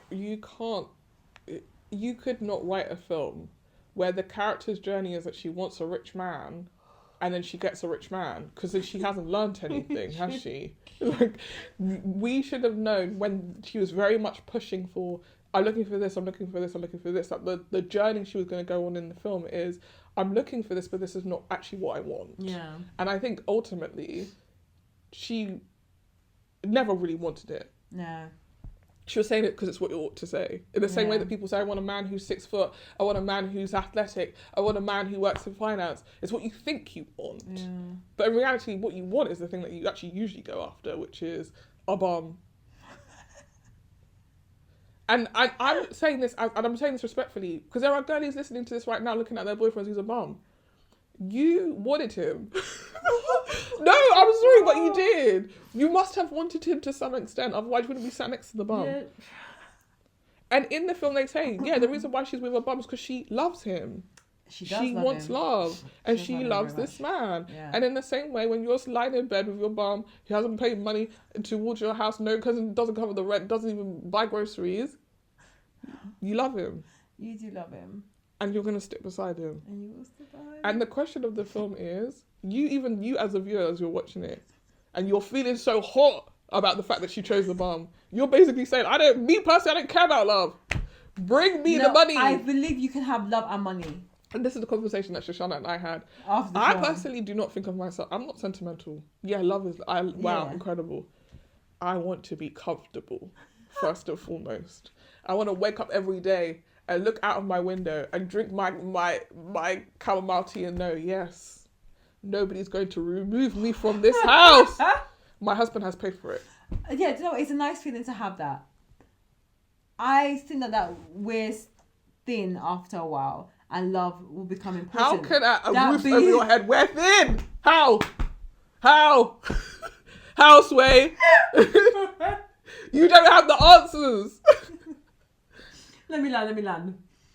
I'm saying, I think there's a way that we can mix a bit of both. You can be comfortable, and he's not the richest guy in the whole entire world, but you love him dearly, and you know he can provide for you, and you may have to give a little contribution to this. My God! You're not listening! Actually, the thing is, mind you, I want my life to be comfortable, but also well supported financially, and, you know, I think that some of that can be done with a wealthier partner.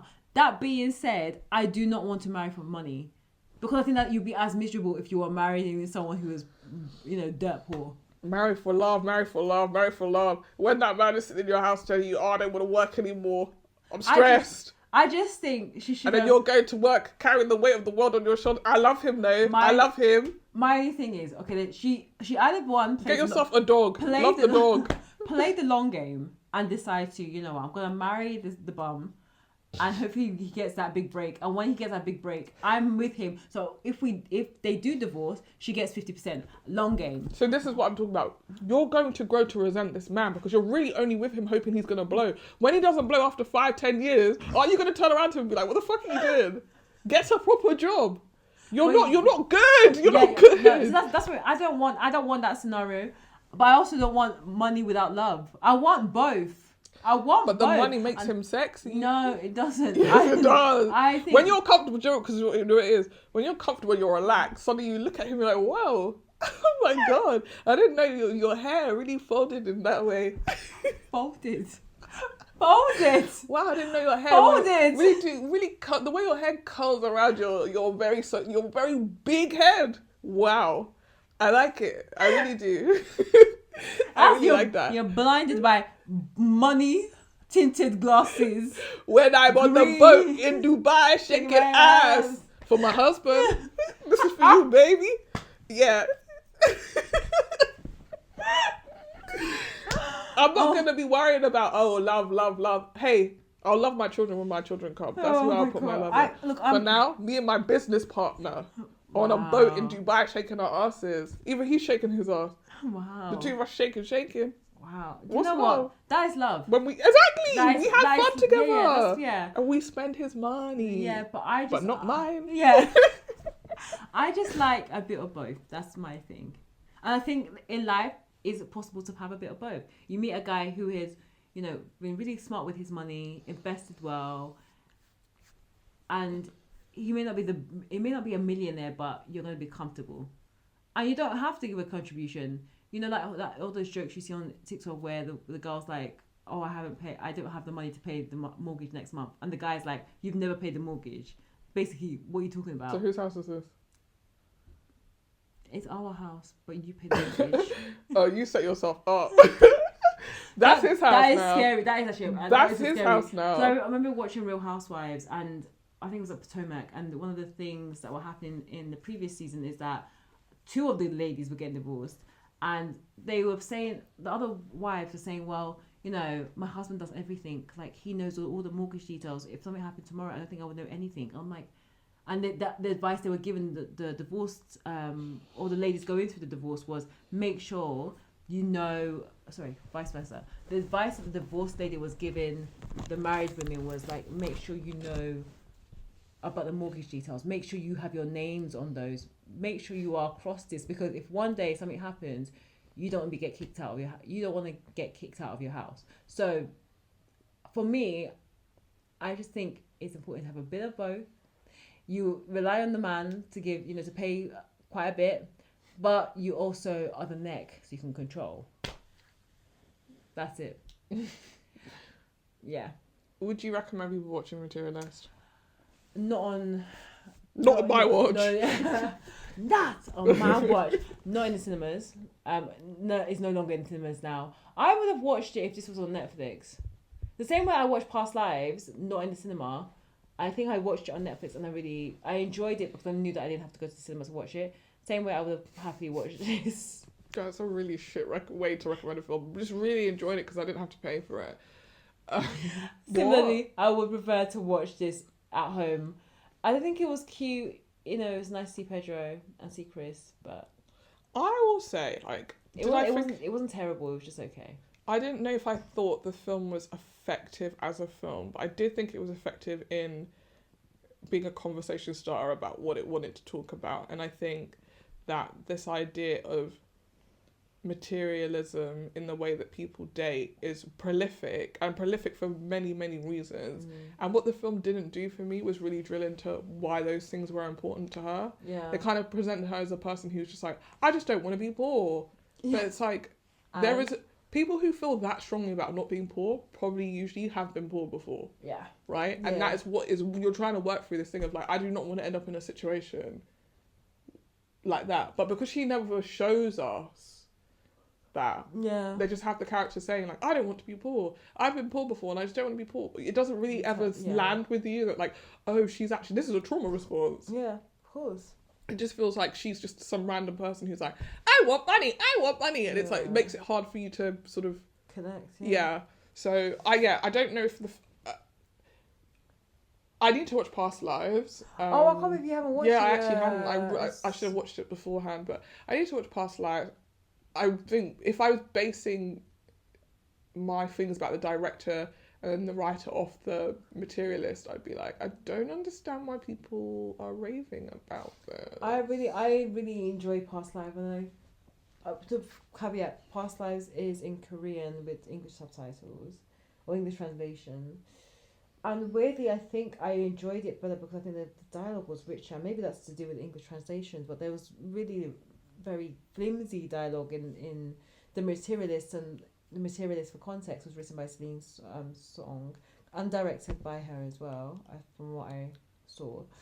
And yeah, she did Past Lives. She's been highly recognised and awarded for that film, but I didn't get that same magic and feeling that I did when I watched Past Lives. It was just very endearing, and I don't think I got that much endearment from this. Should we talk? Oh, sorry. Yeah, let's move on. Should we talk about Love is Blind France? Let's do it.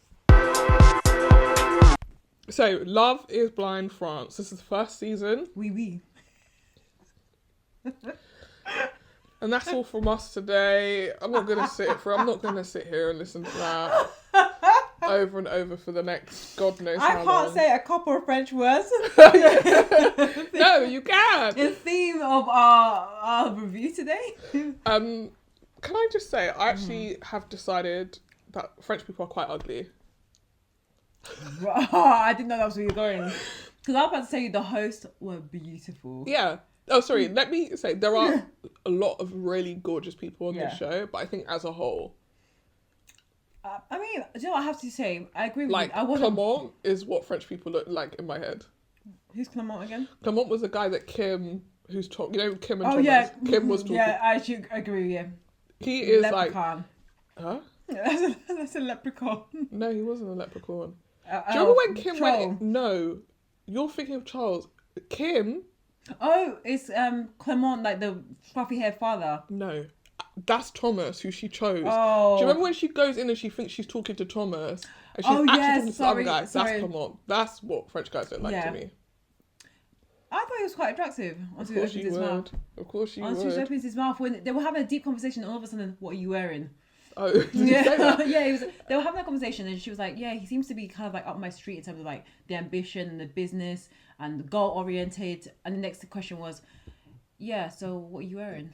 I mean, but why are people getting dressed up if not to talk about their outfits?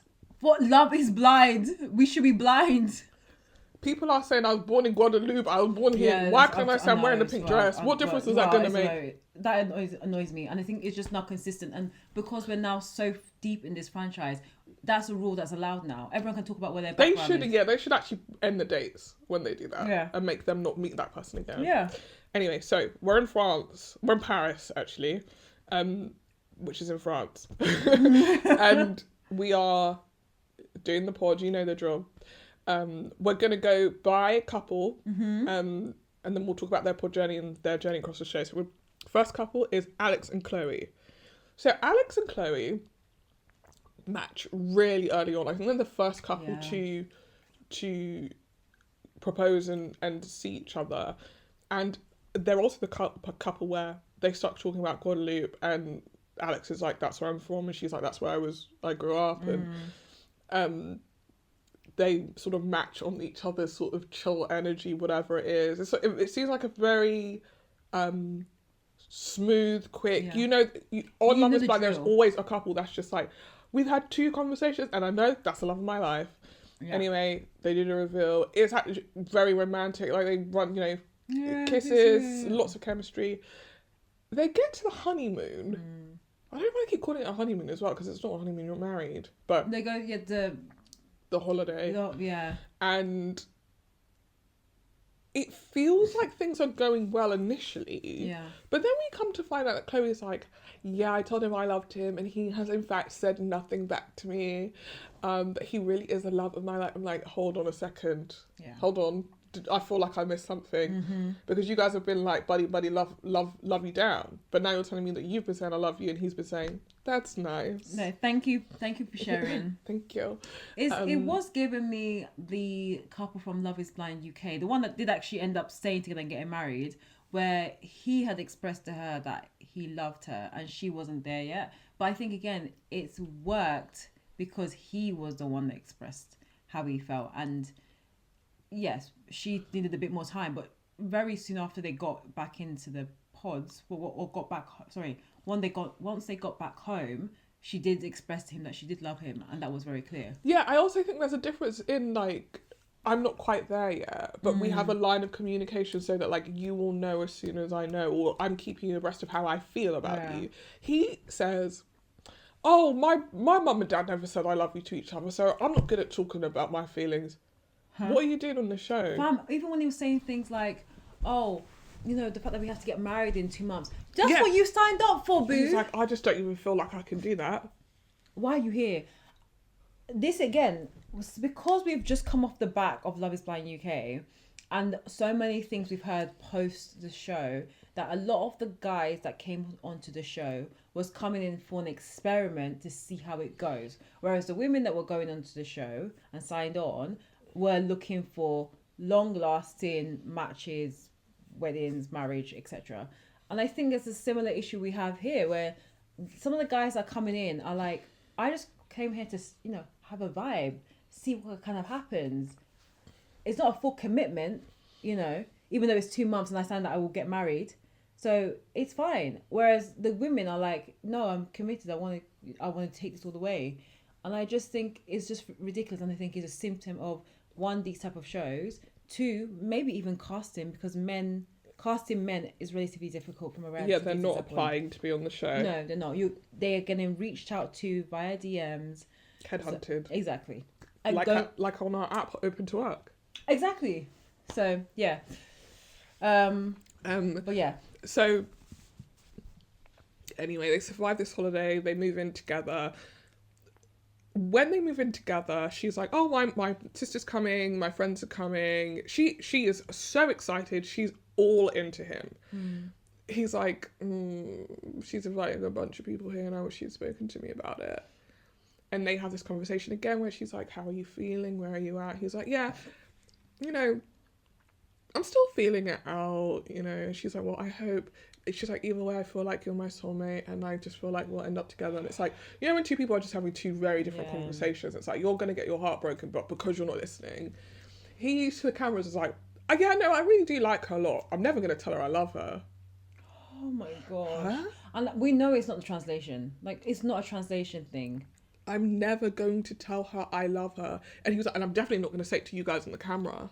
Like, he seems like he feels like he's on a prank show where he's been brought here to be tricked into saying he loves this woman. Yeah. And then as soon as he says it, all of the the curtains are going to come down and there's going to be a studio audience behind the wall and they're going to be laughing at him. Like, the only person who's going to look stupid at the end of this is you because you are actively romancing a woman that you are not trying to fall in love with because of reasons that you're not communicating. But what I don't understand is you're spending day in, day out together. How are you not seeing how cold he is? Yeah. Like, at one point she does, like, while they're on the honeymoon, she's like, you've been acting really weird and off with me. What's going on? And he's just like, am I? And she's like, I just feel like, you know, when we're having conversations with her, it's like, wow, thanks for noticing. It's very, like, it honestly feels to me like, not only is casting an issue and, like, the experiment stuff is an issue, but these people are also not mature enough to conduct a relationship anyway. Yeah. So you're taking people that you've gone, oh, he seems hot, let's get him on the show. And then they're getting here. And one, they're overwhelmed because they're on a TV show. Two, they're overwhelmed because they've got to get married in 3 weeks. But also they would be overwhelmed anyway because apparently he's never spoken about his feelings. I don't know what they spoke about in the pods then to decide that they loved each other enough to propose. That's nuts. And I do think some of that is coincidence. Like, oh my gosh, you came from Guadeloupe. I came from Guadeloupe too. 100%. And oh my gosh, like, my favourite colour is red and I'm wearing red nail varnish right now. Like, that kind of rubbish. And then also, we have to remember this is a show. I'm not saying that the producers are going and like intervene and tell you have to get married, but there is definitely probably some manipulation of like, oh, how are you feeling? Do you feel that out of all the people that you've spoken to, this is the strongest one? Remember that Love is Blind is such a bubble, and there is that almost not competition. I mean, actually, 100% it will come. Yeah, some of these really does come out for some of the other couples, but you don't want to leave here without someone, especially when you start seeing oh, my friend just got proposed to, and my other friend got proposed to, and like out of the bunch I have here, this seems like the best of the bad. Sorry, the best of the bunch that I have here, and outside of this, you don't even think about it. Like, oh, there may be someone better for me out of here. You don't think about it because you're like, well, I've got the selection. Yeah, this is what it is. And I think I've got to pick something out. Exactly, and I think that's something that could be the case for him, maybe, especially like from a male's mindset. It's like the logics of like, I've got 10 women. Out of the 10 women I've spoken to, 5 are definitely not my type in terms of the conversation. 5, there's potential, but you know, in my notebook, I've kind of put a couple of points and strikes between each one, and based on out of elimination, Kim seems like the best one. Yeah, I mean it's Chloe, but yeah. Yeah, Chloe seems like the best best one. I know what you mean. Yeah, I see that a lot, and I had noticed that as well, the coincidence stuff, and that being like, oh my god, like we grew up in the same country, and it's like, wait, you cannot say that you're going to base your choice of your future partner off he lived down the street from me when I was growing up. Yeah. In fact, if you lived down the street from me when I was growing up, I would know you. Exactly. The only time I've seen that, and it actually was so cute, was it wasn't like the same street. It was in Love is Blind Sweden, I think series 2, and they were from the same town, but their town is relatively small, but they never really met. But it was just, they only found that out properly after they've left the pods. So it was like a nice, like, actually no, they knew they lived in like a similar area because they're like, oh, at least we don't have to travel far. But also I think more of those coincidences happened after the pod, after they got engaged, and that made it sweeter. And they got married, and I don't know if she had the child. No, they got married. They didn't get pregnant. There was another couple that did.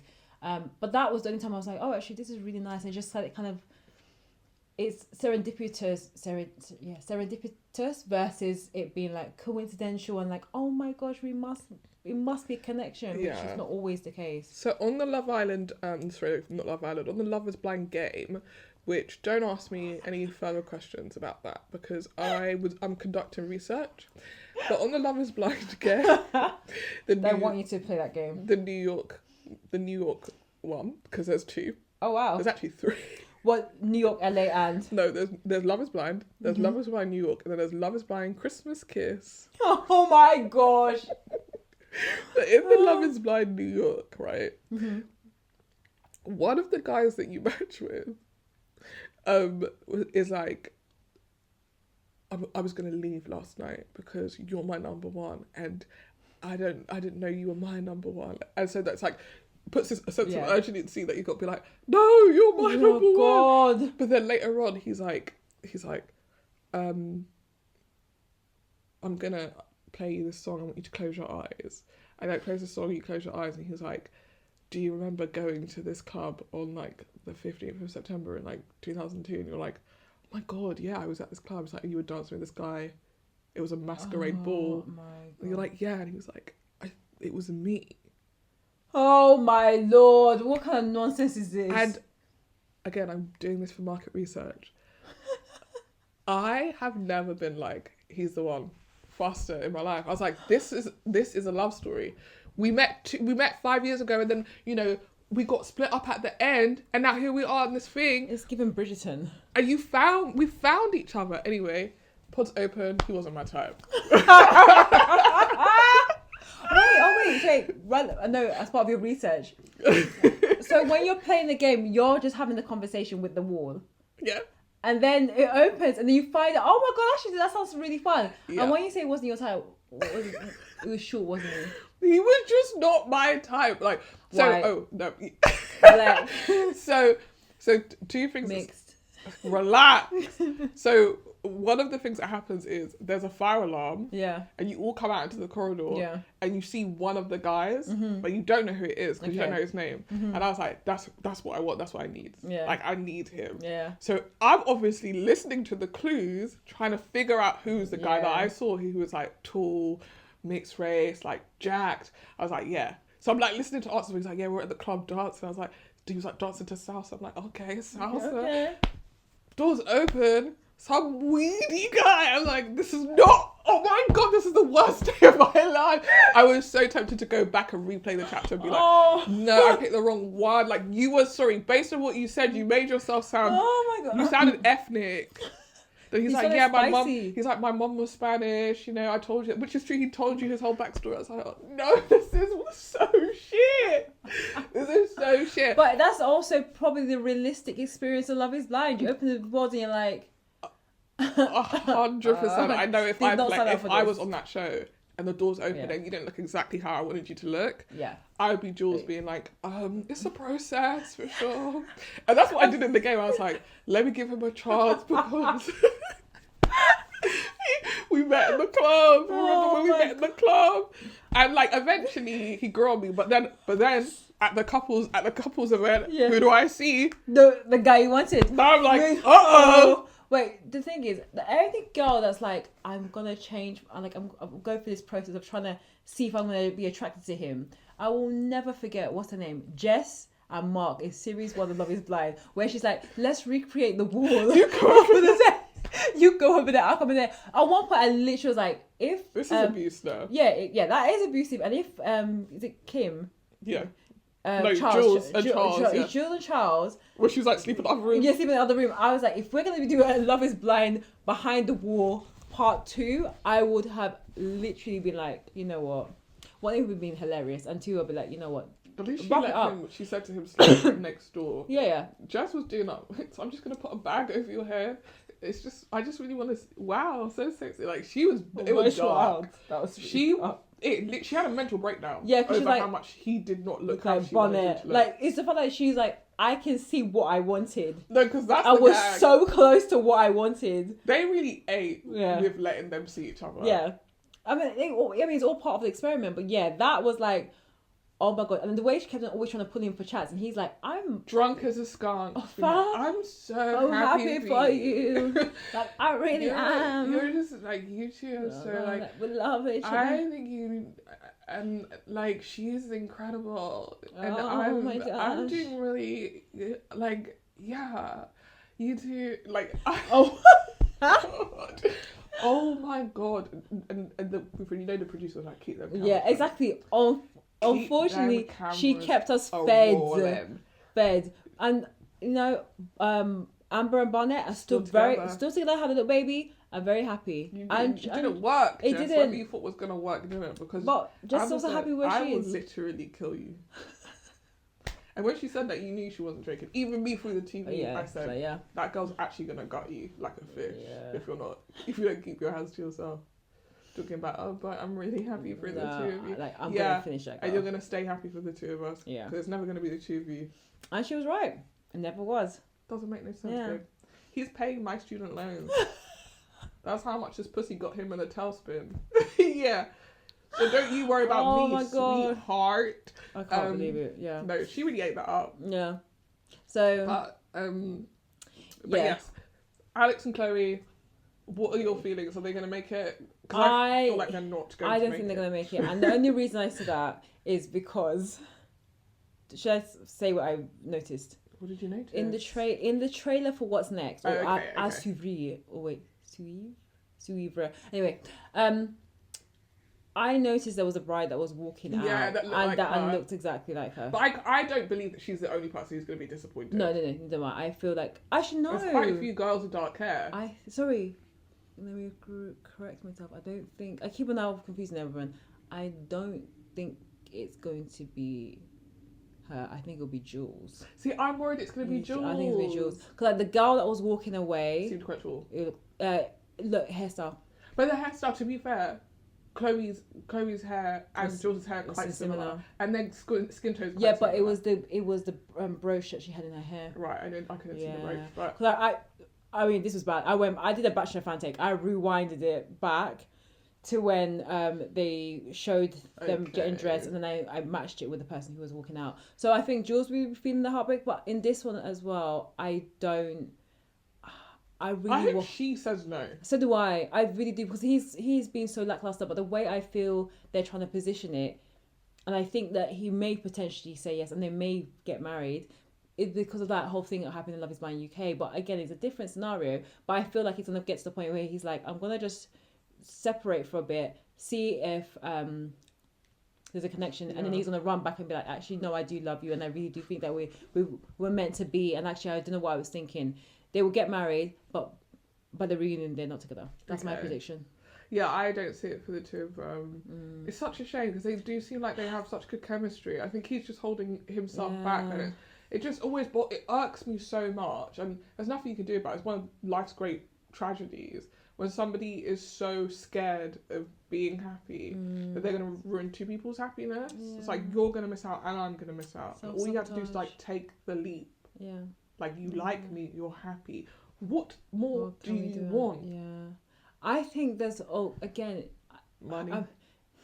She's not rich. in the materialist way, but like I think going back to that whole point we discussed, early on in the dating conversation is maybe that spark that he was looking for, or like that big love he was expecting. When the doors opened, he didn't have that. Yeah. But then there was that. I felt that they did have a lot of attraction. Yeah, she's cool. Super pretty as well. Yeah, I would say most of the women are gorgeous. Yes, and again, but that's always the pattern. Hot girls, mediocre men. Literally meaty. Yeah. But I don't know. We'll see. Next up is Charles and Jules. Yeah, let's talk about that. And bring the wife of that Sarah. Cow. Awful human being. Absolutely. So first of all, I'm going to say Jules is so pretty. Yeah. Like, what? Yeah, she really is. What? She's stunning. Okay, can I also give a highlight to this season? Or just like, I feel like Love is Blind France is the first season where I saw real like Asian female representation, like really like and done well. And it's not like it's and that's why I didn't like the like Sarah Mean Girls group of it all, because it was really kind of giving racism. Sorry. Yeah, same. Like, why are you guys all bunched together being like, yeah, I want to see her cry, I want to see her something. Yeah. Huh? You could just win and well, quote unquote win. You could get the guy and then, be graceful. Why are you so hell-bent on being like, I'm going to stick it to her, What did she do to you? Nothing. So, that part was horrible. But overall, I think that this is the first season, bar like the season... The girl who ended up with Shane. Oh my gosh, I forgot Never about forget. Oh my gosh, I saw a video of Shane yesterday on TikTok and I was like, who's this man? Yeah, so did I. I don't know. He admitted that he has taken a bit of cocaine. Well, I just Quite feel a like bit don't waste people's time because we were all saying it. And you was like, no, it wasn't. So anyway, there was that, and most recently the girl, Shane and Shayla. No, her name wasn't Shane. Deep Tea was the other girl. Oh yes, right? Yes. I'm gonna say Jess. Let me go. Shane. Beth. A couple.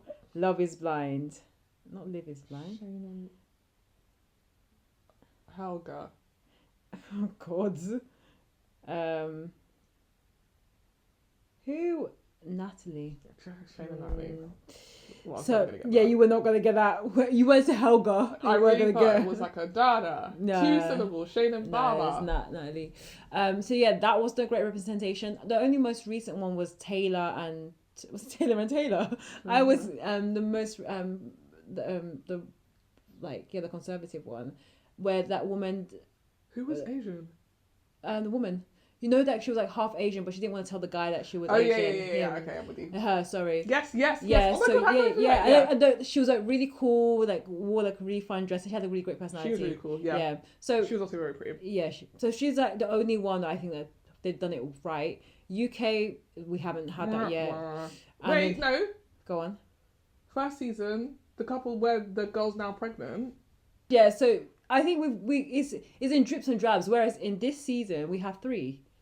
Yeah, we do. We have 3, which I think is just so nice to see and really refreshing. It's a very diverse group. Yeah. For like not in a deliberate way. It just feels like I'm like, oh, maybe Paris is kind of like London, but right. Who knows? So Charles and Jules, basically, Charles is talking to Jules, and he's also talking to Sarah. Mm-hmm. He's getting on with Jules, he's getting on with Sarah. At one point, Sarah goes, oh, fuck this, actually. Who are you going to pick? And it better be me. And that is definitely the end. She basically puts an ultimatum to him. If you don't tell me who you're going to pick, and if it's not me, I'm going to go home. So tell me right now. He's like, can I have a couple more days to think about it? They have another date. She's like, so what have you decided? What have you decided? Mm-hmm. You'll be happy with me. You and I have a good time. Crazy. She's really forcing it. He goes, okay, yeah, I guess I'll pick you. She's like, cool, okay, go tell the other girl, who is Jules, that you're done. She goes into she literally comes out, she looks dead in the camera and says, I win. Yeah.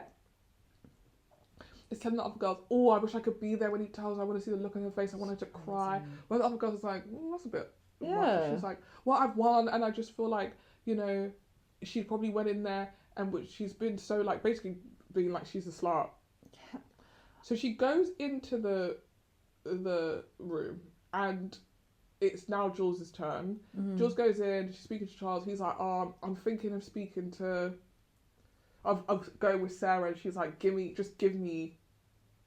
a chance to like, can we talk about this? Like, what has she told you? And he's like, she basically told me you're a slut, which then Jules is upset, obviously. She's like, she basically defends herself and wins him over. Yeah. So this girl is sitting in the room like, I can't wait for her to come back and be crying her eyes out. Like, she's like, and then here comes Jules, I'm engaged. Yeah, and also she's like, why is it taking it so long? Why have we been chatting for 2 hours? Yeah, what he needs to do is tell her no. Like, he's really, I wish I could be in there finally watching. Like, she is not expecting what comes, which is like, Jules is engaged now. Uh-oh. Yeah. Or like, no, she comes out and then he asks the girl for an extra day after the conversation. And then, soon after, when my girl gets engaged. Jules gets engaged. Tatiana does one single clap for her. Yeah, everybody else is just like uninterested because they're just really upset for Sarah. Again, Sarah's behaviour, going back to this behaviour of like, the problem with like, Love is Blind is that the pick-me's really jump out. Mm-hmm. I do not believe for a second Sarah was madly in love with Charles. She just wanted to make it through to the next round. Oh yeah, 100%. And she did not deserve that place. No. But the like vitriol with which she came at Jules with, it created a very unpleasant energy in that room. And it really made me happy and satisfied that she did not make it to the next round, because on other seasons we've seen people who have been like, she's the devil, and you decide to match with her over the person you're supposed to match with. And then you ended up leaving her and got to go back to your other person. Now you guys have a child. It worked out great for him. But, like, you know what I mean. Yeah. So, Charles and Jules go to the reveal. Doors open. Obviously, Charles is like, wow, she's gorgeous. Jules is like, he is not what I imagined. After very all that fighting. Literally. After all that, please pick me. About to rip out each other's hair. Doors open, you're like, oh. No, because that's exactly my thought as well. It's like, you must feel dumb now. Oh, yeah. You must be dumb that you was in that room being like, give me a chance. Please, it's us. I know it's us that's supposed to be there, but yeah, girl. And this is the thing, he's not ugly. No, He's just not like, write home to your parents about this, which I don't think is like, not everyone can be, right? I don't think it's a bad thing. But I think the problem is when you're at home, or getting in your bed at night, imagining your man, you're imagining the hottest person that you can think of. You're imagining Jake Gyllenhaal, and when the doors open and it's not Jake Gyllenhaal, yes, of course you're going to be disappointed. I think the wild part is when Jules did tell him, like, oh, I had my morning sex thinking of you. I was like, one girl. And I don't know if they put that snippet in to, like, not validate Sarah's behaviour. But to set it up. Yeah, to set it up like, oh, she doesn't talk about sex. And actually, that was the only point. And I said it to you. Yeah, exactly. She's making it sound like I'm walking around telling everyone, exactly. I love him, and I can't wait to see his penis. Like, it's not the No, vibe. come on, it's not really realistically. Anyway, Jules also tells Charles, like, I really want to take this slow. There's something. She also tells him he's not her type. She does. She does. And I think feels like it. Maybe that's why it ends up working out, because she's not like, oh, I think you're so hot. I just don't want you to touch me. She's kind of like, I need some time to get used to this, because obviously, you're not what I dreamed of. Would never dream of, actually. This wasn't the vibe. But I like you as a person. And you seem lovely. Yeah, exactly. But so they go to the first group meeting, and Kim, who was friends with Sarah, and Sabrina, who will come to you later, decide it's on them to find out why Charles did not pick Sarah, and they are quite rude to Charles and Rude about Jules in the process. Yeah. And when Jules comes over and is like, hey, I don't understand why you're taking up so hard for this mantle, because you're not Sarah. Yeah. He made his choice. He's here with me. And it's none of your business. You're with your dude. Yeah. What's the problem? And they're like, well, you have to understand. It's like, no, you're dead wrong, actually, Kim. Kim was dead wrong for that. Yeah. And I think it was just a continuing of the mean girl thing of like, we're trying to exert our dominance in this group. We're on top. You have to answer to us. And actually, Charles handles it really well. He does, yeah. It's just like, yeah, you know, Sarah and I had some good chats, but my heart was drawn towards Jules, and that's why I picked her. Exactly. And I honestly, when you watch the dates, Jules was the right choice, because similar to, again, I keep on going back to that Love is Blind UK couple from this year, Kieran and Megan. So what I liked, and it's very similar, is because you got Kieran and Megan and Sophie, I think her name was. Yeah.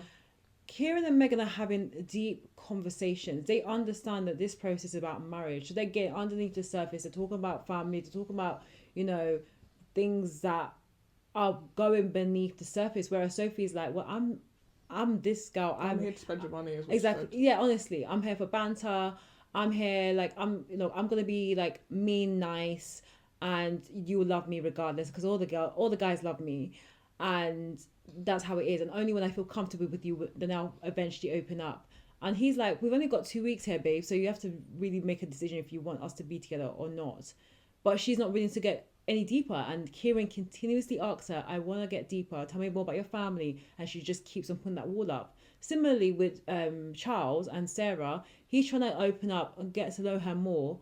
And maybe they have a bit of flirty banter. But actually with Jules, he's able to talk more about family. They share, unfortunately, a very similar traumatic experience in terms of abandonment or family.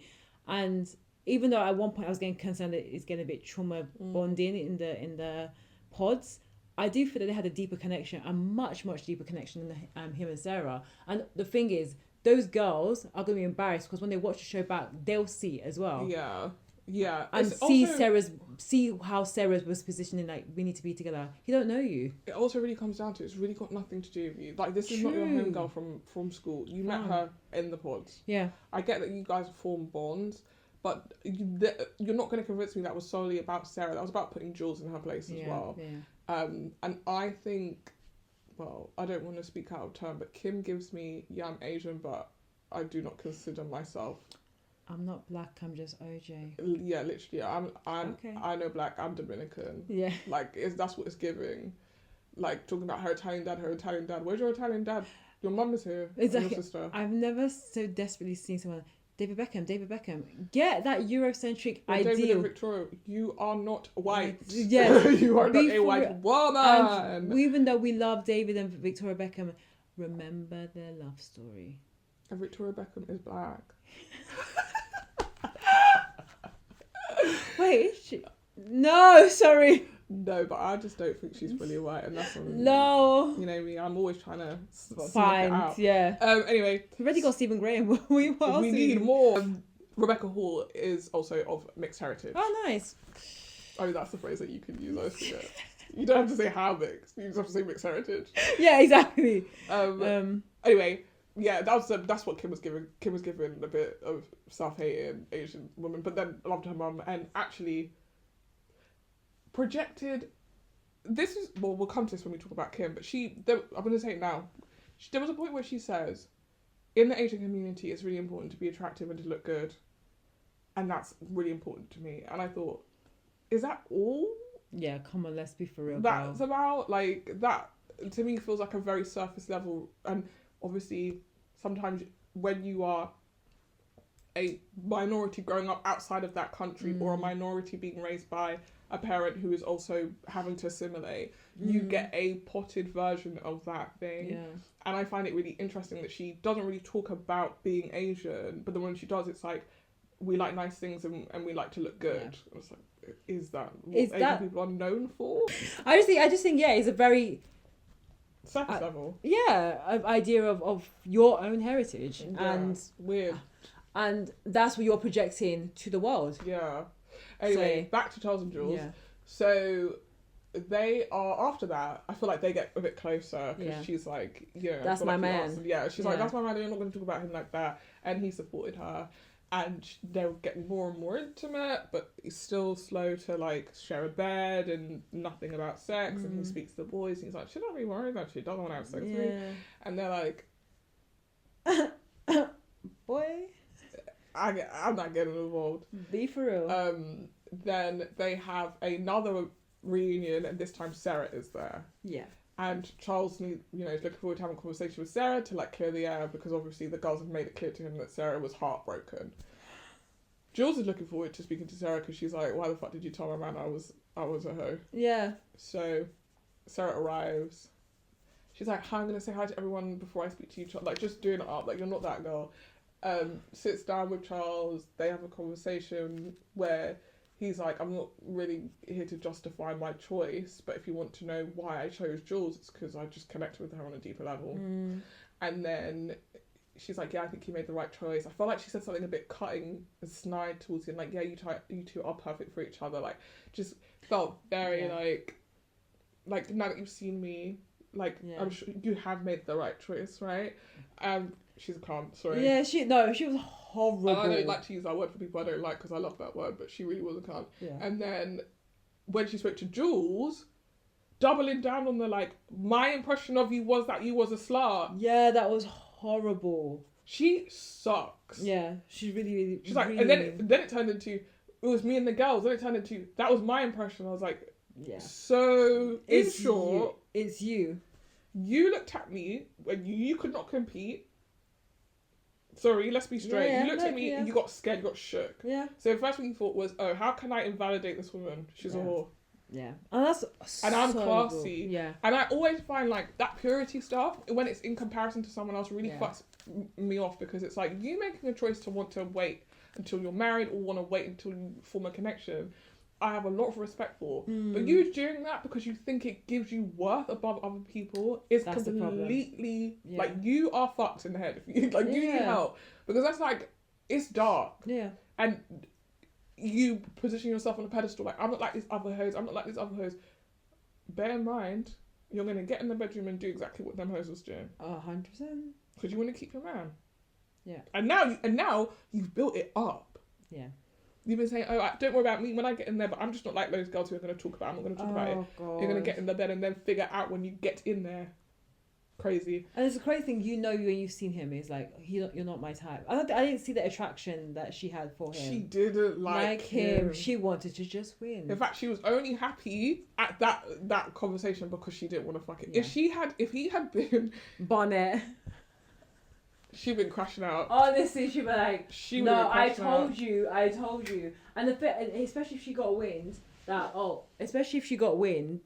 Jewel doesn't want to sleep with him, she would be like, well, I would have slept with you. Oh, but I thought that would have been a whole thing to admit. Oh, 100%. But yeah, I was very happy to get her off my screen. Especially, it just also felt really comical, like she was trying to be a comical villain, like, so extra, like she was looking to the camera going, I want to win. I don't know, I didn't like her. She also obviously wants to win, but also I found her so comical as like a villain, so. Anyway, so that conversation clears the air for everybody, and clears the air for Jules and Charles, who go home early from the party and have a party of their own, as they describe it. We're saying. And then obviously Charles goes into the talking head. It's like, yesterday we had sex. This is the reason why she didn't want to sleep with you. Open your big ass mouth. Yesterday we did become intimate, yes. And sex happened. It's like, the thing is, we could tell by how touchy-feely you two were in the morning, and the way that you hadn't been. You actually didn't need to say it. You didn't. Something had clearly changed between the two of you. And I actually really like that scene when they're like in bed and he's like snuggling with her. And I was like, oh, this is like, they've finally broken that barrier. But again, was she just like spurred on because of the conversation she had with the girls and with Sarah, and kind of almost like wanted to prove everyone wrong? Or did she actually feel like, yeah, that's my man, I'm standing by him, I find him really attractive, I'm in love with him on an emotional level, and now the physical has now caught up and now I'm ready? I wondered if it was that, like, the Sarah thing was like the last thing that was playing on her mind. Like, what if he sees Sarah and that's who he wants to be with, right? True. And the Sarah thing being done and dusted, and him being like, you're my girl, you're who I want, probably did make her be like, okay, so you're all in. Yeah. If you're all in, then I'm all in. Okay, like, if she's thinking, because she has said throughout, I love him. Like as a person, I yeah. love him. He takes care of me. I've never felt so cared for or loved. And so I think on an emotional level, she's probably there in terms of getting married. The physical stuff was probably her last holdout. But once she knew that, I think she took that Sarah conversation to be him being like, I'm proving I'm all in. Yeah. And so it's allowed her to drop her guard. Because if she had any inkling that he was going to say no, I don't think she would have slept with him. Because what the heck? And I don't even like you like that. That's crazy. You're ugly to me. No. Like, I just don't think she would have done it. So that's the way I read it. But you're right. Maybe the girl's being like, that's your man. Look at him in the shower. Which when the girls were talking about that, she was like laughing along, but she was not going to go look at that man in the shower. No, let's be for real. So I am rooting for Charles and Jules. As Shoshanna said, she thinks that they... And I agree, I think the silhouette did look like her. Yeah. But I'm hoping it's something like... She was like, oh, I forgot. Shoe broke. Yeah, I forgot my bag. Which they do in the game quite a bit. I mean... Like, they'll do a cliffhanger. Like, one of the cliffhangers is like, your man has a baby with someone else. Oh my gosh. What in the... Literally, what in the... what's his face? Spinal... Spinal... What was it? Spleen... Yeah, spinal. And I said, of course, after all of this, I didn't get the man I wanted. I've grown to love you. And you got a baby on the way! But then, like, the top of the next episode, they're like, oh, it was a mistake. It turns out someone else is pregnant. You're like, okay. Got me scared for a second. Gosh. I was about to... But they're setting you up so that you cheat.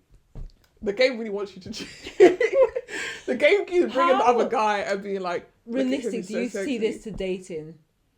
This game? Again, within your research purposes. Entirely unrealistic. Okay, great. The research purposes were actually when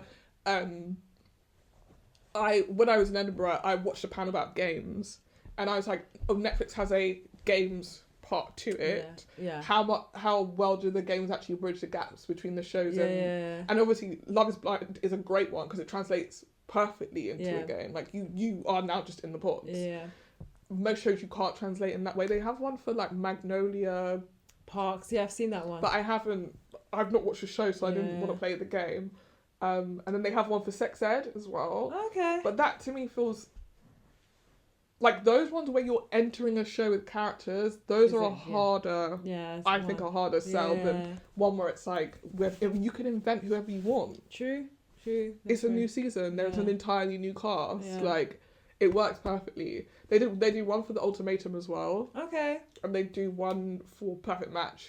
Okay. Perfect Match one is not very good. I can't imagine it, but you're saying you don't think they're going to make it. I unfortunately don't think they are. I do like them, especially like this past couple of episodes. I really do like them. It seems like there's an argument coming as well, to be fair. So I'll revise my decision once I hear the argument, but right now I really want them to be happy. Yeah, I would love them to be happy. I don't see it. And also, I just don't see it. Okay, so on to John and Cynthia. My favourite couple to talk about. So Cynthia is stunning. Mm-hmm. Goddess, like a literal Amazon goddess, right? Her face is I don't know if it's her skin or the makeup. Face card never declines. Honestly, even when she's crying in the beach, I said, "Wow, still looks gorgeous." Exactly. Cynthia is initially talking to a guy called Maddie. Yeah, Maddie and her.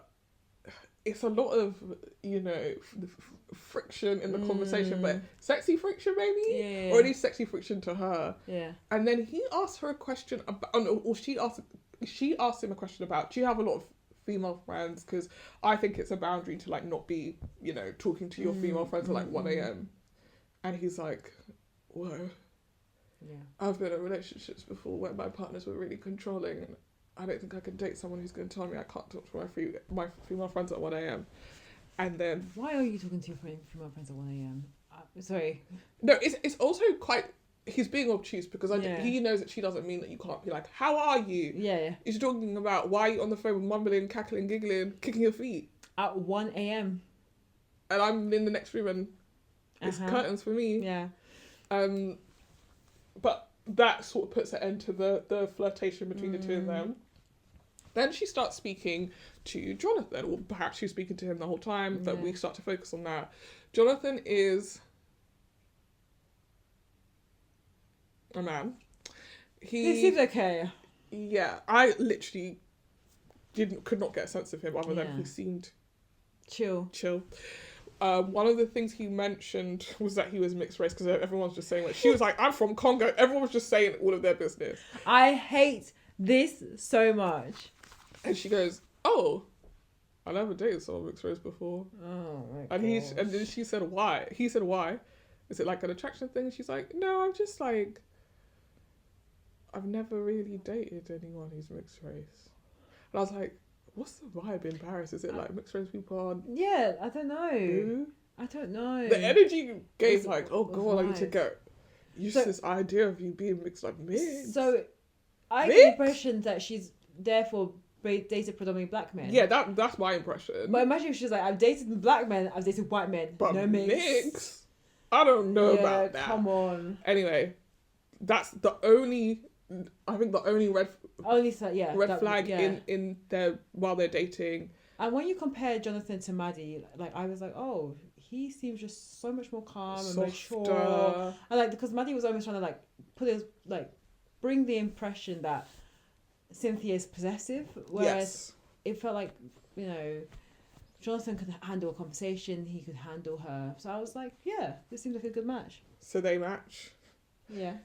Just before, and this is how you know the producers are messy, just before they go to reveal, they're like, oh, is there anything that you would, not the girls are talking, is there anything like that could turn you off him in the reveal? She's like, no, not really. I mean, if he was short. And the girl's like, oh, is that a deal breaker? She's like, yes. Yeah. And she's like, yes, it is. Because also at the point, after he proposes, so like after he has proposed, she's like, I can't wait to see you. I've got a secret I need to tell you, but all will be revealed at the reveal. And then the secret is she's 6 foot. Yeah, okay, yeah. The secret is she's literally built like a marble statue of a goddess. He is 5'5". I'm lying, he's not even. He's not, but next to her, he might as well. I didn't realise, Bachelor fan drew my attention to it. When they're preparing for the reveal, and then he's looking in the mirror and he's like, the mirror is above him, and then she's not even, her head is above the mirror. They did her so dirty. They make her look like she is a giantess. Which that was pissing me off, but also it was so comical because I knew as soon as like she was like, "Oh, I don't want a short guy," and then they showed him like walking towards the mirror. I said, it wasn't just the height. We talked about this. It's the build as well. Physique. It's the actual physique. Man. He's a small man. And Alex look exactly like Yeah. I was struggling. Weird. Yeah, I was really struggling. But he was the short one. Then they did, you know, before they did the reveal, they put that little shadow over the glass pane. I'm telling you, I know. I'm telling you, I swear they were emphasizing it. I swear they were emphasizing it because I was like, they showed the pan of. But who's the shadow even for? Because we know what they look like. They don't see the shadows because the doors open at the same time. Because I think it's all part of like the building up the tension because they put the spotlight because it's basically a spotlight I think they put the spotlight behind them to get that shadow. So I think it's all part of the lighting, all part of the drama is to show that someone is there. And then the doors open and honestly they both are like, okay, here we go. They walk up to each other, we're like, they seem okay. Then they like hug and he's like literally at her bosom and she's like bending her head and I said, this is insane. When they were walking up to each other, I said, camera, do what we want you to do. Show the side profile. This is insane. Show us the side profile because I want to see how drastic that height difference is. But my lord, when she was hugging him, I said, she's not helping the situation. Is that how you hug your man? You sort of scoop him up into your bosom like a little baby, like. But he's grinning from ear to ear as you would because look, you bagged yourself. You could never get this girl. No, you couldn't. But also, So I kept on looking at her eyes, thinking, is she gonna be like freaked out? And actually, No, she's not. She says, I think just before as well, like, I've fallen in love with him. If he's short, I'll get over it. As long as he can get over it. Yeah, right. That's crucial. So they sit down, they talk. She's like, well, what do you think? He's like, you're fucking gorgeous. I love you. You're beautiful. She's like, oh, sick. Well, you seem to like it. I like you. Yeah. That's that. Yeah. You're like, oh, I'm genuinely surprised. I'm glad. Because tall girls deserve happiness. So do little Exactly. petite men. They go to the honeymoon. Oh. It's the first day. It's the first day. Time to go to the party with everybody. Oh, what you wearing? I'm wearing this outfit, and then I'm thinking I'm gonna wear my heels. Is that okay? Yeah, wear what you want. She puts the heels on. He's like, so you're gonna wear the heels? She's like, huh? He's like, no, because I would have thought you would have just thought that I wouldn't. That with you wearing the heels, I'll be so. Actually, sorry, we're misremembering it. In the moment, she's like, is this okay? He's like, yeah, no, it's fine. Cut to, they're behind the door. He thinks that no one can hear. I'm begging. Please take the heels off, please. I'm begging you to take I'm the gonna heels get off. roasted. I'm gonna get roasted. Nothing gives short man more than you literally whining about take your shoes off, please. Everyone's gonna make fun of me because you're short. I'm short and you're tall, and you should know that I'm gonna get roasted. You should know, and you should care about me. You obviously don't. So she comes out, she's like, you said you was okay with it. Yeah. And he was like, yeah, but you should have known not to wear it. It's wild. It was so bizarre, and it was giving cognitive dissonance. Yeah. I'm telling you that I'm fine with you being tall. But you should have known that I'm not really. So your height is an issue. And you should know that. Yeah. And I'm not gonna say that. What I'm gonna say is you should care about my feelings. And I'm telling you that I'm feeling scared that I'm gonna get roasted. Yeah. Which crazy that you don't want to man up and just go and stand there and take the jokes because that's your woman, right? And you stand beside her. You're saying, please, can you just not do anything that will get me roasted, please? Why would I would if I was her, immediately. Yeah, honestly, this is not gonna work. Yeah, I couldn't date someone who's scared. Exactly. Of boys. Exactly, and then they kept on arguing to the point where he's like, I can't do this anymore. I'm leaving. And then she's like, I'm leaving too. So that reunion they were supposed to go to with the rest of the couples, they didn't actually end up going. No. And that's how the episode kind of ends. Wait, didn't they go later? They went later, yeah. But that was split between 2 episodes. Yeah. So yeah. There's also in the midst of that argument, and there's like several moments like this where I'm like, God, this is like the most French thing I've ever seen. They've got these like little tiny skinny cigarettes, but they blurred out. Right, and so they're outside, still mid-argument. But I'm like, whose idea was it to like light these cigarettes and argue? Could like continue the argument outside? It's so like, what? Yeah. And then, they have this massive blowout argument. He's like, I can't do this. I can't be with someone who doesn't listen to me. She's like, this is crazy, whatever. Fast forward, they now turn up to the thing. They turn up to the thing. Obviously, she's immediately gone and told the girls what happened. Yeah, of course. He's telling Thomas what happened. Thomas is like, even though I think he's also a bit like, this story doesn't really make any sense to me. Like, your girlfriend wore heels, but you're trying to turn it into she hates me, and she did that. She did that to spite me. Man. They continue regardless. Regardless of that disgusting conversation that they have. Yeah. They keep dating. The next time we see them, they're at breakfast. Yeah. He's humming a song. She's like, can you not do that, please? I don't like that. I said, oh, Cynthia. Yeah, we were rooting for you. We were all rooting for Cynthia, you. What's going on? Then she's like to him, are you friends with any of your exes? Yeah. He's like, I don't think so. She's like, it's a yes or no question. He's like, no, as in, there are exes I'm on speaking terms with. I'm asking you friends, yes or no. I don't want to hear all the context around it. Wow. It's so aggressive. Yeah. But she's like, I'm not mad. Yeah. Right? Yeah. And we've definitely all had conversations with people who are not upset, but the way that they speak is given, are you mad at me? I don't really understand. And, one thing to add is that Cynthia has been cheated on in the past. So I think that's why there's quite a lot of that trauma that's coming from how she sees relationships, and also the relationships between the exes and the partnerships that she's speaking to. Also, I think she does probably talk to people crazy. Yeah, she does. Because it never in any of that moment did it cross her mind that maybe I should find a, it's morning time. Yeah, exactly. Like we're having some brunch, man. What's going on? You're waking up mad. You're coming at him crazy.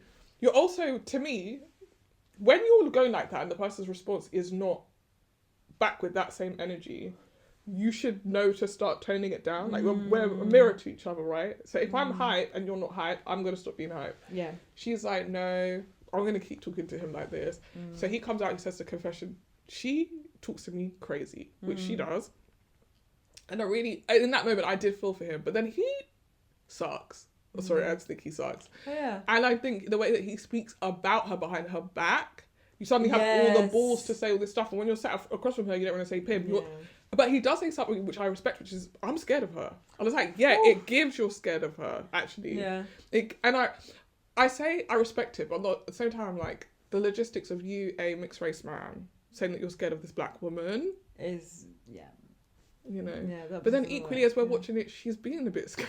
Yeah. It's really hard. She's super direct, and I think a lot of that is just driven by the trauma that she's experienced.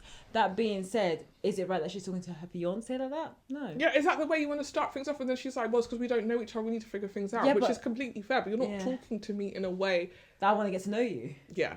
So after that, that's their second big argument, and I think at that point, they go to another group thing. They start talking about, the girls are talking about sex. He pulls the boys to one side and he's like, I'm scared of her. I don't like talking to her. I don't know what to do. What do you guys think? And they're like, you need to go. You need to run. Pack your bags. Call social services. Like, you're going through it. So when they come back from this thing, she's obviously thinking, yeah, everything's going well. But, oh no, we don't see the evening. We see them in the morning and she's like, we had another fight last night. Oh my gosh. So that's a night. You've had a fight every single day so far. He has already packed up his bags. Oh wow. And he's leaving. When she leaves, she goes out of the house, and that's where she's being emotional and she's crying and she's like, I really want to make this work. I really like him. To his face, she's like, yeah, okay, go. Go then. Go. One argument's gonna make you go, then go. You're a pussy, basically. Wow. And then he says, she is the worst person I've ever met. Yeah. He says, again, like I said, when he's not in front of her, he's got a lot of stuff to say. Anyway, I'm like, wow, that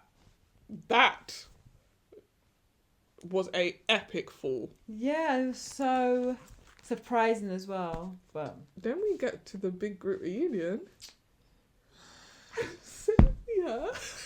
At this point I said, oh, you two are both crazy. You're both insane. Yeah.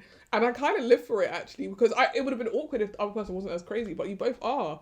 Why is Cynthia like, yes, I've dressed up for my man, in the meantime that we've been apart, I kind of realised I miss him and I like him, like, I hope I can get him back, Get him back for what? She goes up to him. He doesn't even come up to her.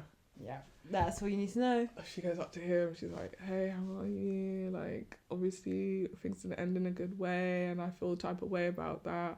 I really do like you, and I feel like, I'm sorry about the way I spoke to you, and I really do think we could still make something together. And he's just sort of sitting there like, well, the last time we spoke, you were really mean to me. And she's like, what a mess. You no, sound like a I know. And then she's like touching his leg and being like, basically, like, baby, take me back, baby. Come on, baby. And he's like, I don't know. But he's touching her hand. I'm like, oh, you two are. If they're not getting back together, they're definitely sickos. Forking, whatever they call it. They must have had sex. Yeah, 100%. They must have had sex. 100%. Because what the hell's going on here? The fact that she came back for more. In her like, get my man back dress as well. She's wearing her best grab your man dress. Oh, she was. And again, you don't wear that if you was just trying to see if maybe you was like, I need to get this man back ASAP. I need this man today. Yeah. And having seen the man, I don't get it. No, maybe there was a connection that we missed in the pod. His penis. That was what connected the two of them. Literally. Yeah. Because what do you mean? You guys fought every single minute of the show. But, I want him back. Yeah. He was such a good guy. Yeah. Sick. So, God knows what's happening with them. But those two those two are what made me be like, yeah, the season is giving me the ride. Same. Honestly, as soon as that scene happened, I thought, one, I'm not going to hear the end of this from my dear friend, Marnie.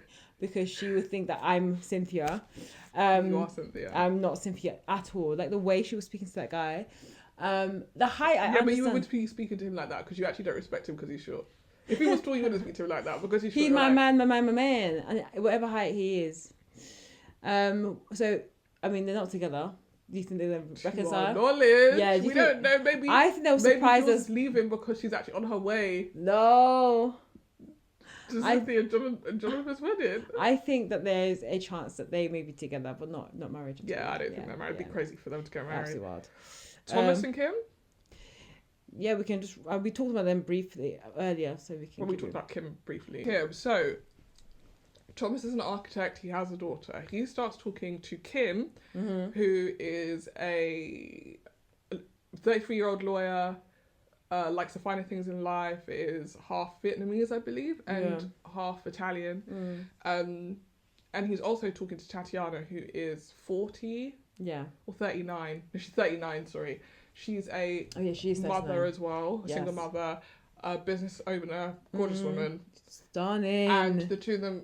So Thomas and Tatiana connect over being parents, single parents, and, you know, wanting to create families, loving families for their children. I'm not really sure what Kim and Thomas connect over, if I'm being completely honest. I thought that maybe they had some similar, like, trauma. Okay. But I can't remember. Honestly, all I know is, at some point, Kim becomes aware that Tatiana is talking to Thomas, and suddenly Kim is like, I love him, that's my man. Of course. This thing ramps, ramps this whole thing up. It's gone from, Thomas and Clement, who she was also talking to, are equal neck and neck, and all of a sudden it's Thomas. So now Kim and Tatiana are competing for Thomas. Thomas, I think very foolishly, decides to pick Kim. Yeah. They meet, the doors open. She's like, he's not my usual type, but I like him. And I think she fully only likes him because Tatiana liked him. Yeah. When he picks Kim, Tatiana's genuinely heartbroken. Like, she's crying over it. I thought she was going to go home. Same. Because we didn't see any other connection that she had by that point. Yes. Yeah. So then, Thomas and Kim, initially, we learned that Kim, I think, grew up quite well off. Thomas did not. She finds him to be a little bit mannerless. Yeah. And she thinks he takes things a bit too personally. When they go to a first reunion, as I mentioned before, she comes really hard at Charles and Jules. Thomas pulls her to one side and is like, I didn't really like how you did that. I just think it wasn't very empathetic of you. She is like, you're my man, you're supposed to support me 100%, so I'm mad at you.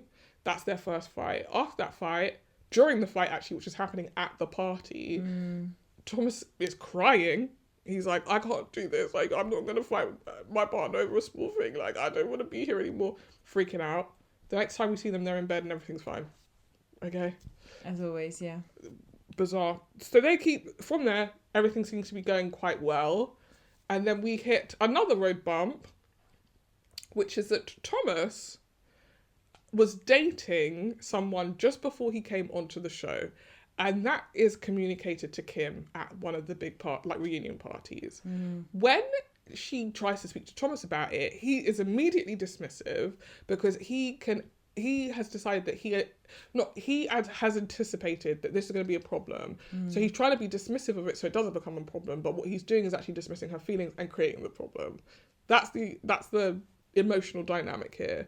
Kim is really, really upset about this, and she's also upset, I guess, at being dismissed. And Thomas is just like, right, fuck it then, let's not get married. Oh, actually, no, what he says, what I thought was so cutting, and from this was the point where I was like, I really don't understand what's going on here. He said to her, okay, fine, you only want to stay so you can wear a nice dress. Like, I don't think he believes that she wants to marry him because she loves him. No. Which is weird. Why are you going along with this then if you feel like she's just here to wear a nice dress? He meets her mom and her sister. Her mom and sister seem to like him. Will they get married, yes or no? I think... It's hard because I don't know if I see this for them either. I'm going to say yes, just to mix it up. I do not see them getting married. I think it would be, but I'm not sure who's going to say no first. I think it might be Thomas. Maybe, and then she'll follow suit. Yeah, I think because Kim really cares about her family and their approval. If she senses there's a problem that he will back out in anyway, I don't think she'll go through with it. So yeah, I don't really see it for them if I'm being honest. But I also wouldn't be surprised if they do end up together. That's the thing. I do think that Kim definitely believes that she's above Thomas. Yes. I think, but the deciding factor, honestly, be when she meets the kid. For Thomas, the deciding factor. Yeah, it's interesting that we still haven't got to that. And even that scene where he speaks to the kid, I know it's slightly different because maybe they want to do the proper introduction in person. But I was surprised why she was in one room, he was speaking to the kid in another room, and why did it? Does the kid know? Because I was wondering if that's the other thing. Does the kid know that he's on Love Is Blind? Yeah, because he said it. Because someone asked him, "Does the kid know?" She said, "Yeah." She knows I'm on Love Is Blind, and she wants to meet him. So that's what surprised me. Again, I don't buy it. I don't think that's going to be the case in terms of them saying yes. But again, at the moment, it's 0 for 0. Yup. Okay, so Van Mai and Sabrina. I feel like Sabrina. So I think Van Mai is really handsome. Same. And but I can't get a read on him. That's why I was like, they could have cut this couple. I can't get a read on him. I can't work out what kind of person he is. He seems very even keel, and like whoever he would have matched with, he would have been fine. Yeah. What's becoming the drama in this couple is his type or his exes. Yeah. And Sabrina, I think was with someone who cheated before and has a lot of trust issues. And as a result, I do think she has asked him questions about his exes and show me them, and I want to know this, because she, even when she spoke to his sister, she was like, what were his exes like? What were their temperaments like? Yeah. You definitely did ask him that, but then you seem upset to find out that they don't look like you, and then want reassurance. It's all very messy, and we've talked about this before, right? Where we've been like, oh, how would you feel if your partner had only ever dated black girls or had never dated black girls? Like, obviously there are things about seeing that your partner's dated 8 blonde women, and I'm the anomaly. Yeah, but equally, you met your partner on Love Is Blind, so the likelihood that you was going to be his perfect one for one type, when if you haven't shared really clear details about each other, is not likely. Anyway, they don't seem particularly intimate either. But then Sabrina spins it like, oh, I've been the one withholding, I've been the one holding back, I've been the one not telling him. But she's also then saying he doesn't give her compliments and isn't affectionate. So I'm like, what's happening I here? don't know. I think she just likes him in theory. In theory, Same. he's a handsome man. He has a good job. He's pleasant to be around. He's good on paper. And that's it. That's how I felt about them in the pod anyway. Like, the conversations were cute. She should have matched with the other guy. I think his name was Julian. There was a guy who she was really hitting it off with, and then he went, oh, yesterday I thought about leaving because I was thinking about a stupid thing to do. That was dumb. What did he think was going to happen? She was going to go, oh, sick, I want to be with you now. No. Maybe he thought he was going to create some, you know, oh my God, I nearly lost him, I better. Yeah, and he's like, no. I was like, oh, I can be transparent with you. But yeah, you've been transparent that you would think about your ex. Go back to your ex then. Stupid. I know. So I think Van Mai is the kind of guy who will like go along with things. Yeah. And if she hadn't started those arguments, they probably would have got married. Same. But she has really shown herself to be a person that's a little bit unpredictable. Yeah. And I don't think he likes that. And his sister being like, I just don't even see how these two are going to work. Like, she's going to smother him. Yeah. I was like, to be fair, he was giving quite low vibration. Okay, I didn't get low vibration from him. Just like, I got that he isn't. And he's a bit nervous as well. That was the other thing. Yeah. I think he's very mindful of the fact that he's on TV. Yeah. I think that's what it is. Like he hasn't dropped his guard. Yeah. At all. And that's the hard thing, because you kind of have to if you're gonna get married. But that's why I don't think it's gonna happen. Perfectly honest, they should cut this couple. As Stephen Lambert said, casting is not just about people that you think are going to be interesting, it's about people who are going to be able to relax on camera. And I think that he somehow like is appearing quite affable, but it's still not giving 100%. You're right, I think he was a weird casting choice other than the fact that he's handsome. Yeah. I'm not seeing why they cast him necessarily. No. And Sabrina has turned out to be kind of crazy, but she wasn't. But No, she wasn't. She wasn't in the pods, and I actually kind of respected her in the pods, but not. Like making the scene at the party at their house, like that's disrespectful. That was a lot. But yeah, I don't know. I don't see it for them. no. And then finally we have Yannick and Tatiana. Yeah. So Tatiana, as we mentioned earlier, in the Thomas and Kim triangle, like there's quite a few triangles this season. Goodness me, yeah. She starts speaking to a man called Gayan. Yes. He then abruptly is ripped off the show, and everyone's like, "What happened? Why would he do that?" When I saw that black screen white writing, I was like, "Tell us what happened." They had had that a few times, and I was like, "Yeah." And I think this is the first time ever that someone has been removed from the pods for the reason that he got removed, which was because he was talking. This is the whole story. The rumor that he was talking to a girl. He was meeting someone. They said. It was several talking. hours. He was going and hooking up with someone. Yeah. So yeah, 100% he deserves. And then they get him to come on and be like, "Well, yes, you know." Sometimes in life you really need to get laid. Wow. No, because that's what it was given. It was given. Yeah. I'm so horny. I literally couldn't go. I couldn't wait 2 weeks. Yeah, which I think is weird. But he did kind of allude to it. Wife. He alluded it to it during the pause where he was like, "Oh, I like to have fun. I like to, you know."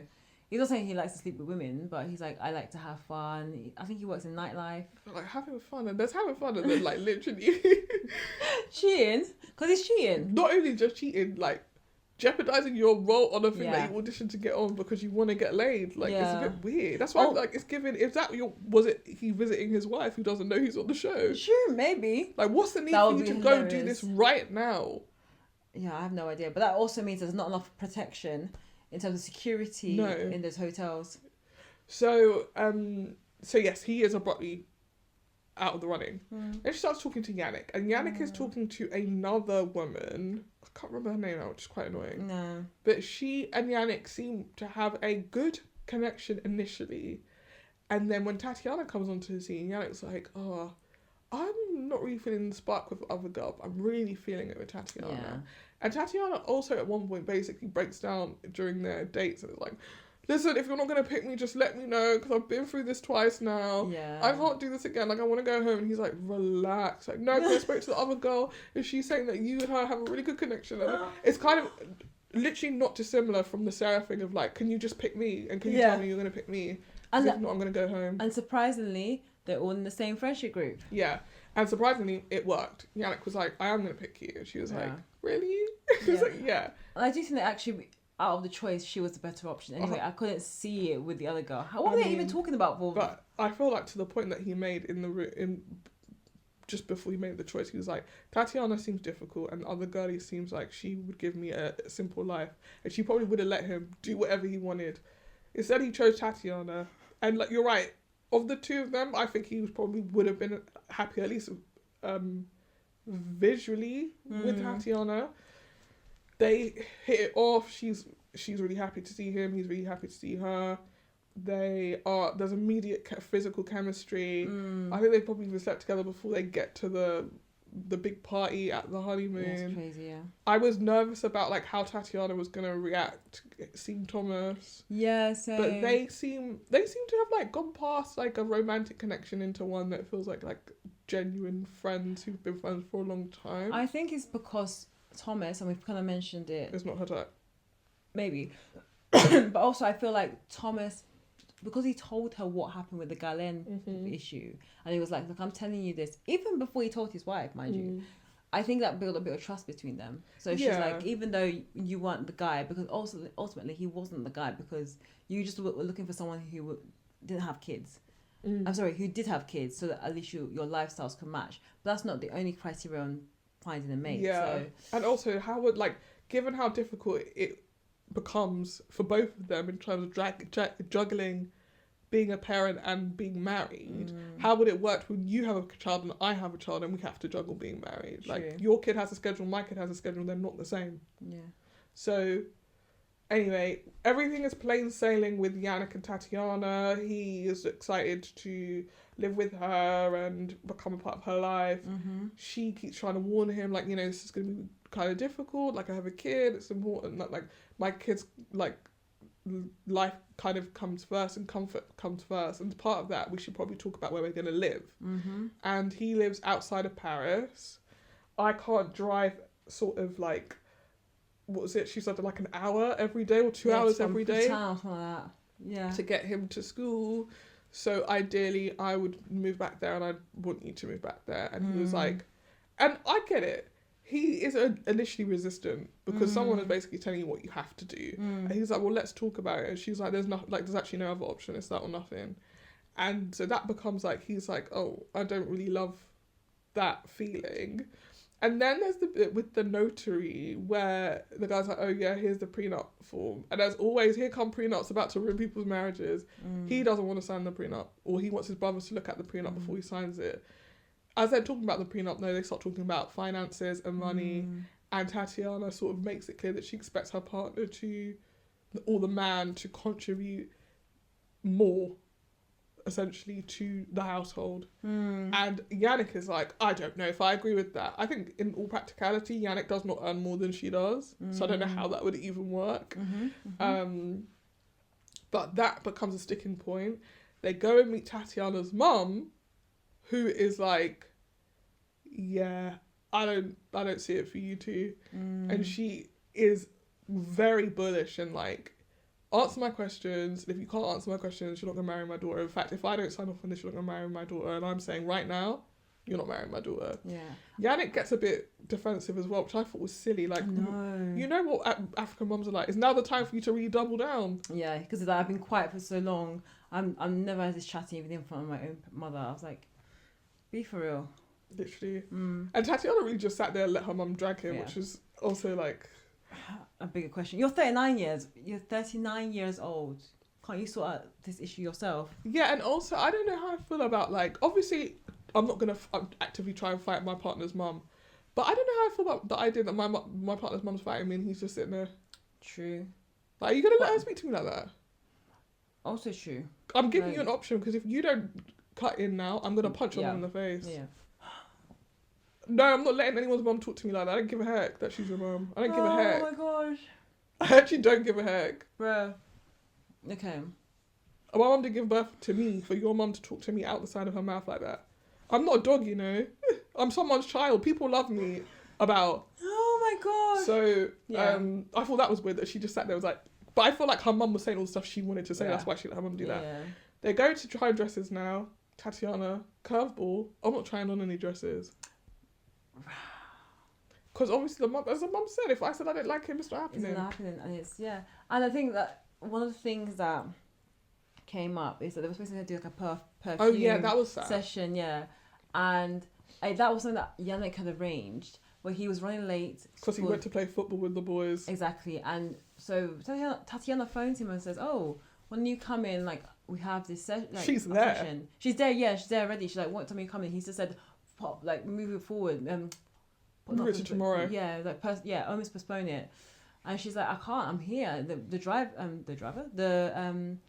The creator's also here as well. So you know, we need to get moving. So she ended up doing the session by herself. But I think that kind of showed to her like he is not reliable. Yeah. And especially given that she has children, that is the utmost like priority for her. So, what do you think? Do you think they're gonna stay together? I mean, her not trying on the dresses is not a good sign, is it? Same. And equally, I feel like, one of the things she says about the perfume thing is like, you didn't say sorry. True. And even when she said that to him, he's like, well, you know, I said sorry in my own way. Why can't you just say, because you did you were supposed to meet and you didn't come. I'm already here and now you're saying postpone it, but I'm already here.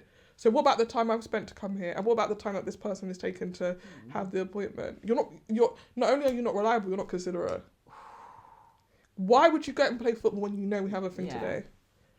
So, I think this is going to be 6 for 6. I don't think it's going to be a love match for this couple either. Yannick, if they make it to down the aisle, Yannick has bagged himself a sugar mum. And that's what he's looking for. So that's why the money thing has spun him, because he was like, I really thought I was going to come and live in your... Even early on when she started talking about how she had these businesses and her son, and she needs to be... her son does basketball 4 times a week, and she gets home at 9:30. He's like, and I'll be a little housewife. That's his plan, is to sit in your house. Yeah. What does he do for work again? He's a special effects manager or something. Yeah, like I think he needs a bit of So you think that it's a no for them too? Yeah. So we're almost like all the couples were saying no. Yeah. Honestly, so we're gonna have to come back and see what if our ratings are even close to correct. Yes. But yeah. That's Love is Blind France. We weren't actually planning on reviewing it, but again, shout out to Bachelor Fantic. He knows how to let you know something's good. Doing the Lord's work. He literally is. Because I saw his video, I said, yeah, let me have a look at that. It was I watched the bit of the preview, and then I think it was the Tatiana storyline that really got me first. But one thing I do have a question of, complete side note, the dangling earrings from Yannick. He's got a little dangling earring, and I'm always watching it dangle and shake around, and it's just, yeah, I just wanted to mention that. Because also when he's trying on the shirt, the outfits, his friend also has the exact same dangling earrings. Yeah, they're cool. They're cool Parisian boys. They got a dangly earring. Don't bring that to my wedding. Oh, I'm already wearing it. Don't bring it to your wedding. I had it even before you knew me about. But yeah, so maybe we'll rate it at the end then. You don't trust men with dangly earrings, is that it? No, you know my icks already. Well, I don't trust men with nose rings, so yeah, you said that's the thing. Maybe that's my nose ring. That's what I'm saying. Is that what you're? Yeah, I think that's it. I think it is. But yeah, that was Love is Blind France. Yes. We will be back. Let us know who you're rooting for. Exactly. Are any of our predictions wrong? What do you think? All right. What we do next week? Next week we are watching The Girlfriend on Prime. Yeah. We'll share more with you. He's got Robin. Right. From House of Cards. And Olivia Cook from House of Dragons. The houses. Literally. But yeah, that has been Love is Blind France, and now we'll say à bientôt to next time when we review the rest of the season. So I think the next batch will be the weddings and then the reunion. Hopefully, that will be very soon. But yeah, I want to bid you guys farewell and merci à l'écoute, à Scripts and Giggles. Why wouldn't you just say I want to bid you adieu? Isn't that French? Yeah. You said I want to bid you guys farewell. Yeah, because I'm wrapping up. And say merci à l'écoute. Yeah, but you're saying French words, so why wouldn't you say adieu? Because adieu is French, is what I'm saying. Why would you say I want to bid you guys farewell in English and then say a bunch of other French words? Femme à la bouche. Like, is this thing on? It's on. Wait, so I was saying I bid you guys adieu. No, you didn't. You said farewell. That's why I said, why did you say farewell in English? Sorry. Listen to it back. My Clown. brain. My brain. I'm trying to make it sound good, but also I know how much you hate my little outros. So I want to bid you adieu et merci à l'écoute à Scripts and... Wait. Merci à l'écoute de Scripts and Giggles avec Marnie et Shoshanna. Au revoir. Au revoir. Au revoir. Au revoir. Tschüss. Thanks, guys. Is that French? Yeah, that's German, you idiot. I thought you would do that ironically. Tschüss. Bye.